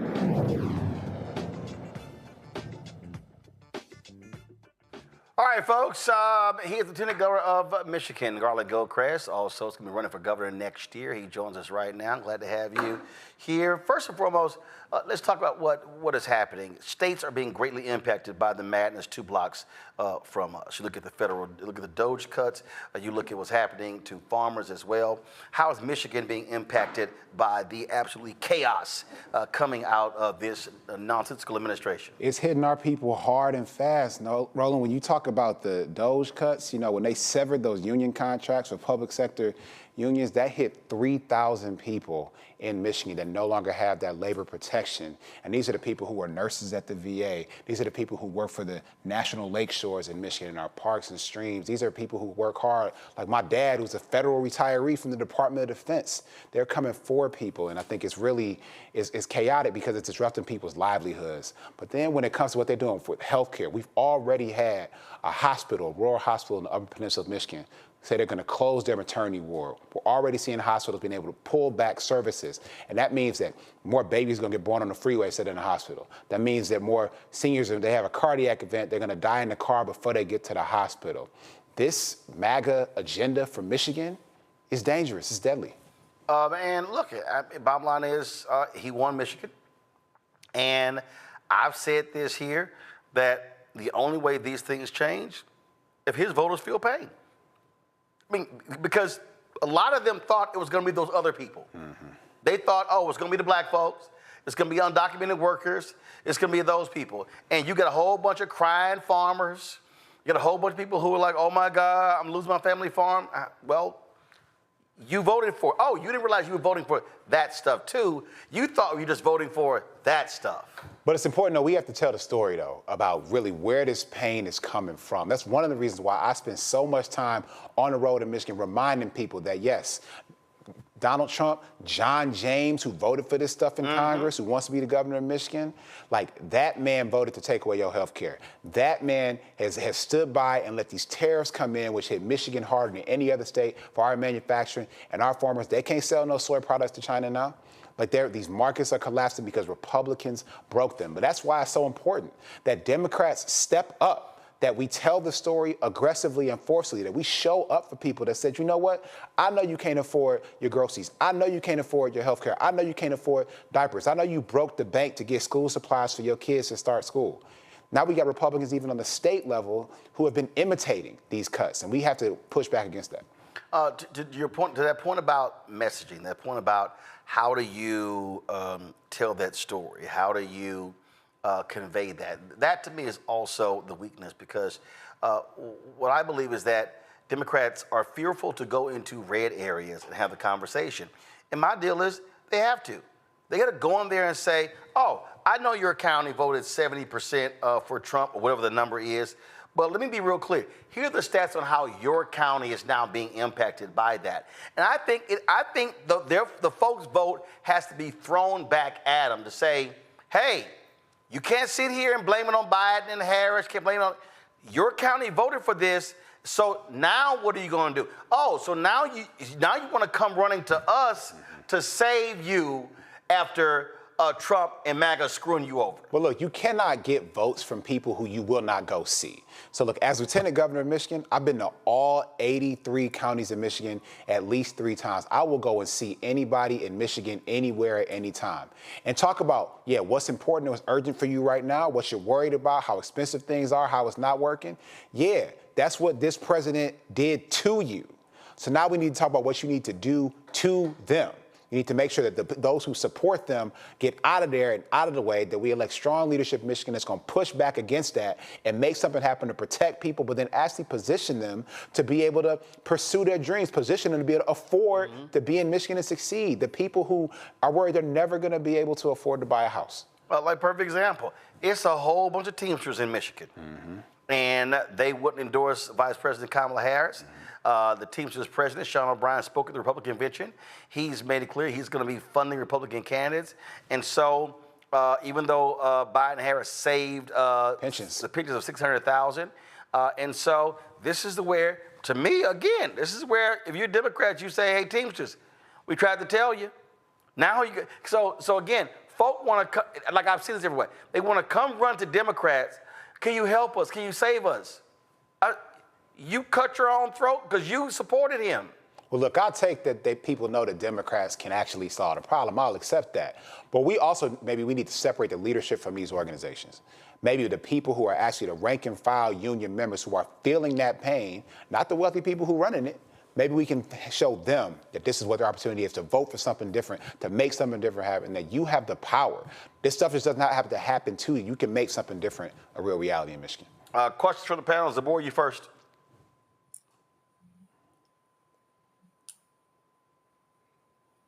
Go. Hello. I'm sorry. It was freezing up. So my question to you is, you said you go into all of the different communities in Michigan. For these individuals that are not, maybe their team is not telling them to go into these communities, or they don't know exactly where to go. What is your advice to get them to be more engaged with those communities? I mean, you can't get the support of people you're scared of. So I have no advice for leaders who are too scared to go meet their people. I'm not built like that. You know, I come from a community that believes that only way you can connect is through having a conversation. So they have to really boss up. and say, if we want to serve, if we want to lead, we got to go see people and maybe have an uncomfortable conversation.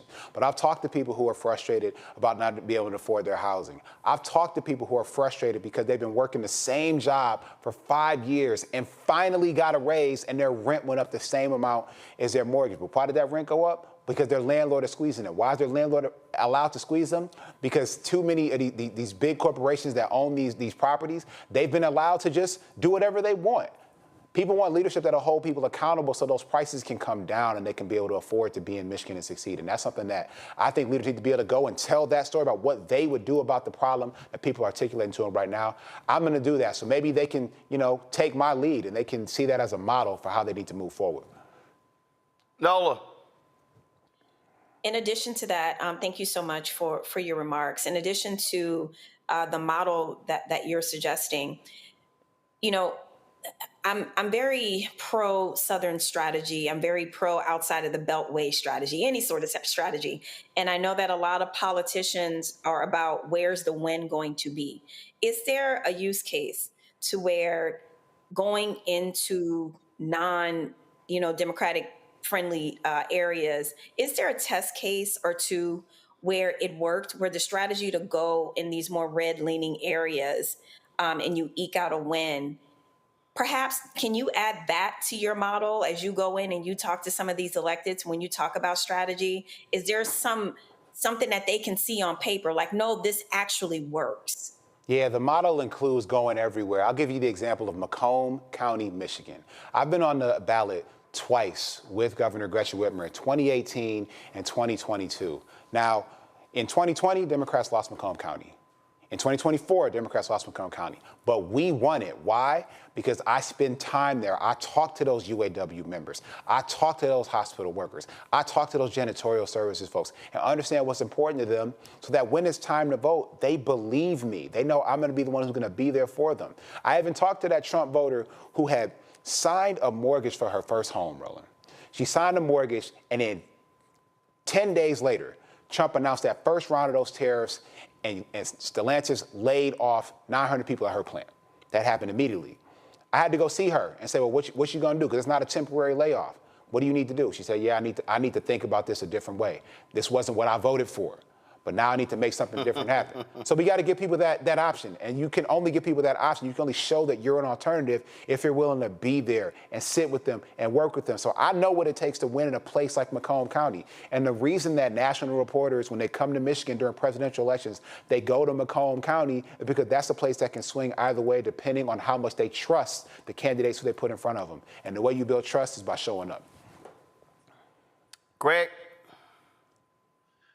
Thank you, Roland, and thank you, Brother Gilchrist. Ask you a quick question. What do the numbers look like with regard to what's the number you think you need to hit to bring voters who typically, and I get not running as for a donkey, but hold on, Greg, your signal is breaking up. So restate your question.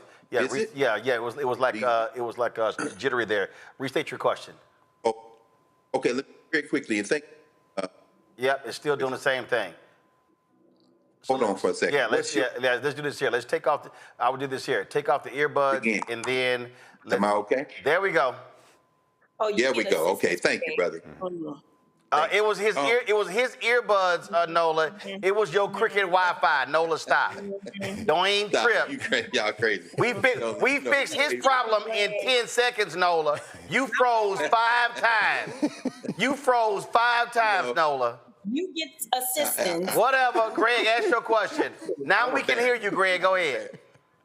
I'm embarrassed to say, amen. Thank you, Roland, and thank you, Brother Gilchrist. I want to ask you a quick question. What's your sense of the number or the relative percentage you need to hit in terms of voter turnout for the people who are already registered and engaged? And I want to speak to the elephant in the room, although he's not running as an elephant or a donkey, but as an independent, the Mike Duggan factor. Yes. How could Duggan play in this race and maybe even serve as a spoiler and maybe elevate a circus clown like John James? Let me answer that question first. The story in Michigan about this general election is a very simple story. If we get the right Democratic nominee that the entirety of our coalition can trust, from the most progressive people who are the most on fire to the most centrist and moderate people of our coalition, if everyone trusts that nominee and you can hold the coalition together, we will hold on to this nomination and we will win. A Democrat will win in Michigan. I am the candidate who can hold that whole coalition, who the voters of the city of Detroit, where I am from and who I am of, the voters will support me as someone who represents them and their future, not somebody who they can no longer trust and who represents the past.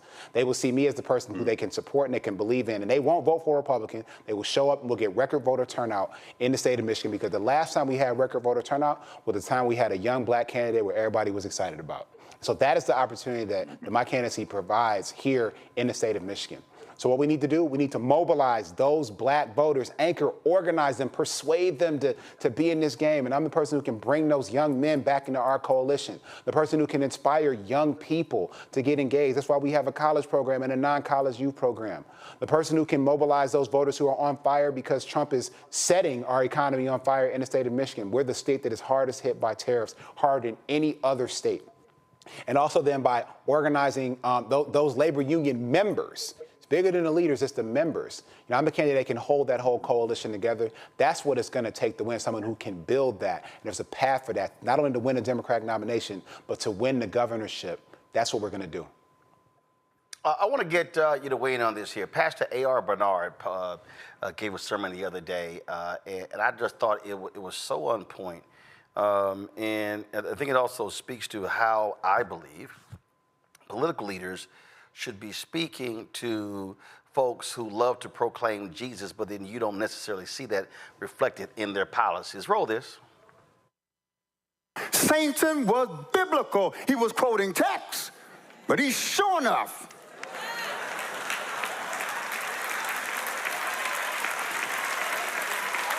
he was tempting Jesus to use his power, authority, and influence recklessly. And we can't have people in power and authority and using it recklessly. It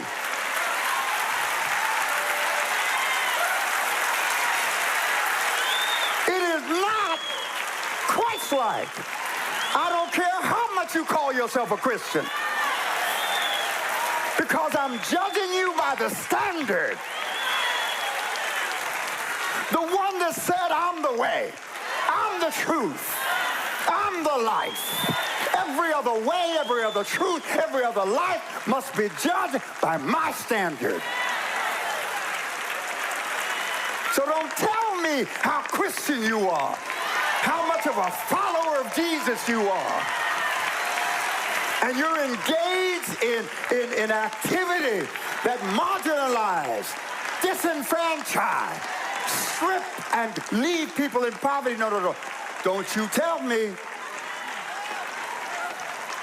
That is not the Jesus of the text.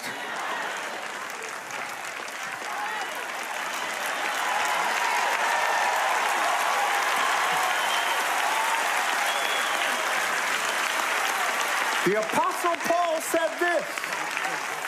He said, when those who don't know the law do those things that are written in the law, come on, which means you can be Christ-like and not even biblical.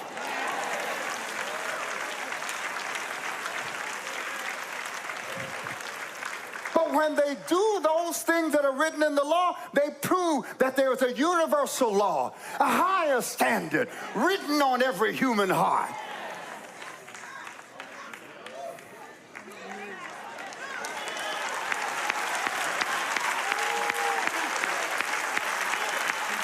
So we've got people throwing scripture at us, justifying their activities because they find and support it with the text. But there's only one judge that I have.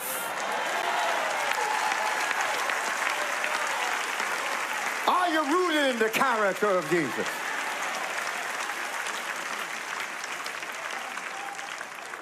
It's not either or. It's not one or the other. It's both and.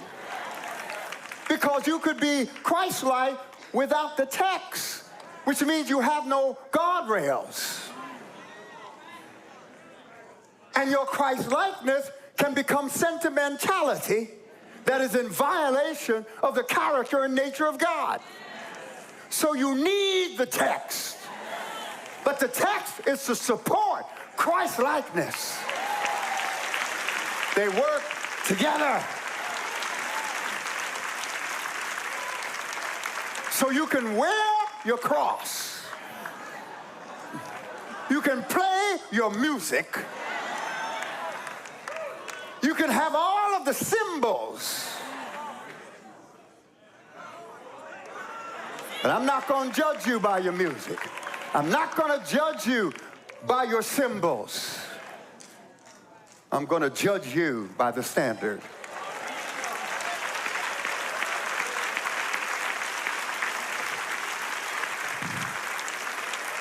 You can't politicize my Jesus.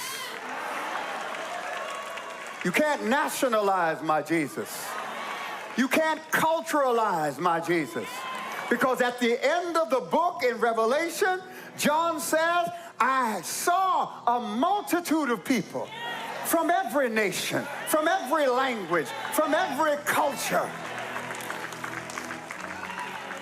And that was a picture of the kingdom of God. So I want to play that because what I have long maintained, that Democrats who are people of faith have been weak. They have allowed these white Christian nationalists, the conservatives, to own the cross, own Jesus. And what I've said to politicians is, my deal is, we had a huge debate a couple of years ago where I went after a pro-life. I said, no, y'all ain't pro-life, you're anti-abortion. I said, you ain't pro-life if you cut Medicare and Medicaid, if you cut food benefits. And to me, that's how I would be going directly at the right here by saying, if you want to talk about what Jesus spoke about, here are the things he talked about and challenge them on that. I just think too many Democrat candidates run from that fight versus run to it. Well, first of all, Democrats need to be comfortable talking about their faith, period. I was raised by a Baptist minister.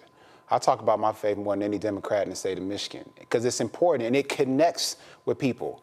But we also know that faith without works is dead, and what we have to show is that disconnect. That's what the pastor just said. The Bible is more than the verses. It's the actions that it inspires, the actions that it describes. That is what we need to emulate, not just the words that people said. Jesus did things. He helped people. He served people. He listened to people. He connected with people. He wept for people. He showed up. He was the great intercessor. Like, in order for us to serve, we have to do the same, which is why, again, I go back to, you cannot serve people you are scared to go see. So this is a full contact sport. This is football, not tennis. We need to go and be with people and sit with them and let them know that they can trust us. When people don't trust you and they don't see results, that's when they leave. But if they trust you and they know you can deliver for them, people who in Michigan who tell me about how their daycare bills are more expensive than their mortgage. They trust me as a problem solver that can guarantee daycare because I've already delivered 1,400 new child care facilities in 13 months in the state of Michigan. Now we can guarantee that for every parent and every family. But you got to go see somebody to tell them that eyeball to eyeball. You have to see somebody and let them know that they feel you and you feel them. And what they're going through, they can do it. And that is an act of faith. That's an act of faith, not only in God, but that's an act of faith in human connection. And we have to have that. We can't be scared to run away from that, Roland. Also, I think it's, listen, the Bible talks about Jesus turning over tables. I mean, my deal also is you got to be willing to take a fight to folk. That's right. And I just think that, I just believe that we're in this moment. The public is demanding, show me somebody who is fighting for me, who's fighting for right, who's fighting for the proper values, and who is going to articulate that. A fighter has to believe something. Any boxer you talk to, they gotta believe. They gotta believe that they are the best, that they can win, that they can overcome. And if people don't see what you believe, then they won't believe that you're gonna fight for them. But if they see you believe in them, that's the beginning of knowing that you're gonna fight for them. And then and when you waffle, they can smell that. That's not real. But no, that's why, look, when they see me, when I show up, there's somebody who's been here before. There's somebody who's gonna be there again. There's somebody who's gonna work with me and fight for me. If I'm in the room, they're in the room. That's what we need to know. That's what we need out of our fighters. Absolutely. And I was looking at this here. So you've been lieutenant governor 2 terms under Gretchen Whitmer. Yes, sir. You've already announced. Is she endorsing you? She has not endorsed me. Well, she said that she will not endorse me. Okay, well, I'm going to say this here. No, put the camera on me. I'm going to say this here point blank. I don't see how you, Gretchen Whitmer, can pick somebody to be your lieutenant governor, which says that if anything happens to me, that person is eminently qualified to be the governor of the state. And for you not to endorse this brother, to me, makes no sense whatsoever, because you clearly wanted the votes that he brought to you in those 2 elections. And this is where you return the favor. And so let me be real clear. He ain't asked me to do this. That's why I asked the question. But to me, I don't understand how you're not running again. And I know you may want to run for president, but let's be real clear. Gretchen Whitmer, you should be endorsing Garland Gilchrist to be the next governor of Michigan. I don't care what other Democrats are running, but if I pick somebody to be my number 2, that means that I believe that they could be the number 1. If anything happened to me, well then that's what you should be doing. So that makes no sense to me whatsoever. And the folks in Michigan should let her know that as well. So that's just me talking. Let's be real clear. Lieutenant Governor, I appreciate you being here, man. Thanks a lot. Thanks for having me, bro. All right. Thanks a bunch. Let me thank Zabor, Greg, and Nola for being on today's panel. Thank you so very much. Nola, go get you some Wi-Fi, please. You want me to send you a Groupon? You want me to send you a Groupon or something? Y'all are so lovely. You about to kill your friend over there. you send you a Groupon? You can send me a care package. Send me all the things. Send me all the things. Yes, Roland Martin. I would appreciate it. If my control room told me one more time Nola froze, I'm like, man, I'm going to cuss somebody. That's right. I sent her a text message. I'm like, get your stuff together. So is that a care package or no? Just to kind of clarify. Take care of yourself and get your Wi-Fi straight. All right. All right. Yeah. Bye. All right, Greg Zabor, I appreciate it. Thanks a lot. Folks, tomorrow, Ellie Mister and I talked about how the Trump folks are trying to tear down the Fair Housing Act of 1968. We're going to have that for you as well tomorrow. Now, coming up, we're not going to break. We're not going to put the control room. Y'all have the panel did earlier? Y'all have it queued up? No, I don't want it that way. Okay, I want it to flow directly from here to there. Y'all, earlier, okay, I need y'all to pull it up. Earlier, y'all didn't follow my directions. I told you this earlier. Earlier today, folks, Congressman Hank Johnson had a panel talking about the judiciary and what's going on. Y'all, it was Ellie Mister, it was Maya Wiley, Christopher Hill, it was Christian Clark. A really important panel. I need you to understand the importance of the Supreme Court, these federal judges, the state Supreme Court, all of this here in Michigan. Of course, the sister who won as well. When Democrats took control of the Supreme Court in Michigan, that allowed for the changing of public policy. So, folks, y'all got to understand these state Supreme Courts, really important. Real quick, just tell folk how critical it was, how the state Supreme Court, when it changed, how they impacted public policy. The Supreme Court is the backstop for the policy. Everything ultimately will get challenged there. And by having people who respect the law and share our values, we've been able to move policy that we had not been able to move for 30 years in the state of Michigan. Worker protections, environmental protections, consumer protections. The court helps us make sure we take care of people and that it sticks. And that's why our folks to understand why voting in the state Supreme Court races are critically important. So, you do not want to miss this panel conversation we got coming up next. I'm telling y'all, it is really, really important. Don't forget, support the work that we do here at Black Start Network. Again, our goal is to get 20,000 of our fans contributing on average $50 each a year. At $4.19 a month, 13 cents a day. It raises $1 million. Look, we spend $195,000 a month. The reality is that $1 million covers the expenses for 5 months. And trust me, what we're doing, nobody else in black-owned media is doing. Nobody. He knows during the campaign I was in his house broadcasting live. What no other black media doing what I was doing on the road. And so, y'all, we got plans to do that. We plan on being in Michigan next year. We plan on being in North Carolina, plan on being in Georgia, plan on being in Texas. You got Aaron Ford, a brother who's running for governor of Nevada. We plan on being there. And so we understand the importance of being able to be on the ground covering the stories. So your support is critical. You want to support us via Cash App. Use the Stripe QR code. You see it right here in the bottom left-hand corner. PayPal's R Martin Unfiltered. Venmo's RM Unfiltered. Zelle, Roland at RolandSMartin.com. Roland at RolandMartinUnfiltered.com. Checks and money orders. Make it payable to Roland Martin Unfiltered, P.O. Box 57196, Washington, D.C. 20037-0196. Download the Black Star Network app. Apple phone, Android phone, Apple TV, Android TV, Roku, Amazon Fire TV, Xbox One, Samsung Smart TV. Be sure to get a copy of my book, White Fear, How the Browning of America is Making White Folks Lose Their Minds. Available at bookstores nationwide. Be sure to get our Black Star Network, Roland Martin Unfiltered swag. You see our T-shirts. Don't blame me. I voted for the black woman. And MAGA chose between woke or broke. They chose broke. Get all of our shirts at shopblackstarnetwork.com. You see all of these products to my left. These are all black-owned companies that we support on our website. I mean, we got black-owned toilet paper. We got crossword puzzles, shirts. We got, of course, the head wraps for when you're sweating. We got sauces. All of this stuff available. Shopblackstarnetwork.com. So go to the website and support those black-owned companies. Lastly, download the app Fanbase. Of course, social media app, download the app Fanbase. If you want to invest in Fanbase, go to startengine.com/Fanbase, startengine.com/Fanbase.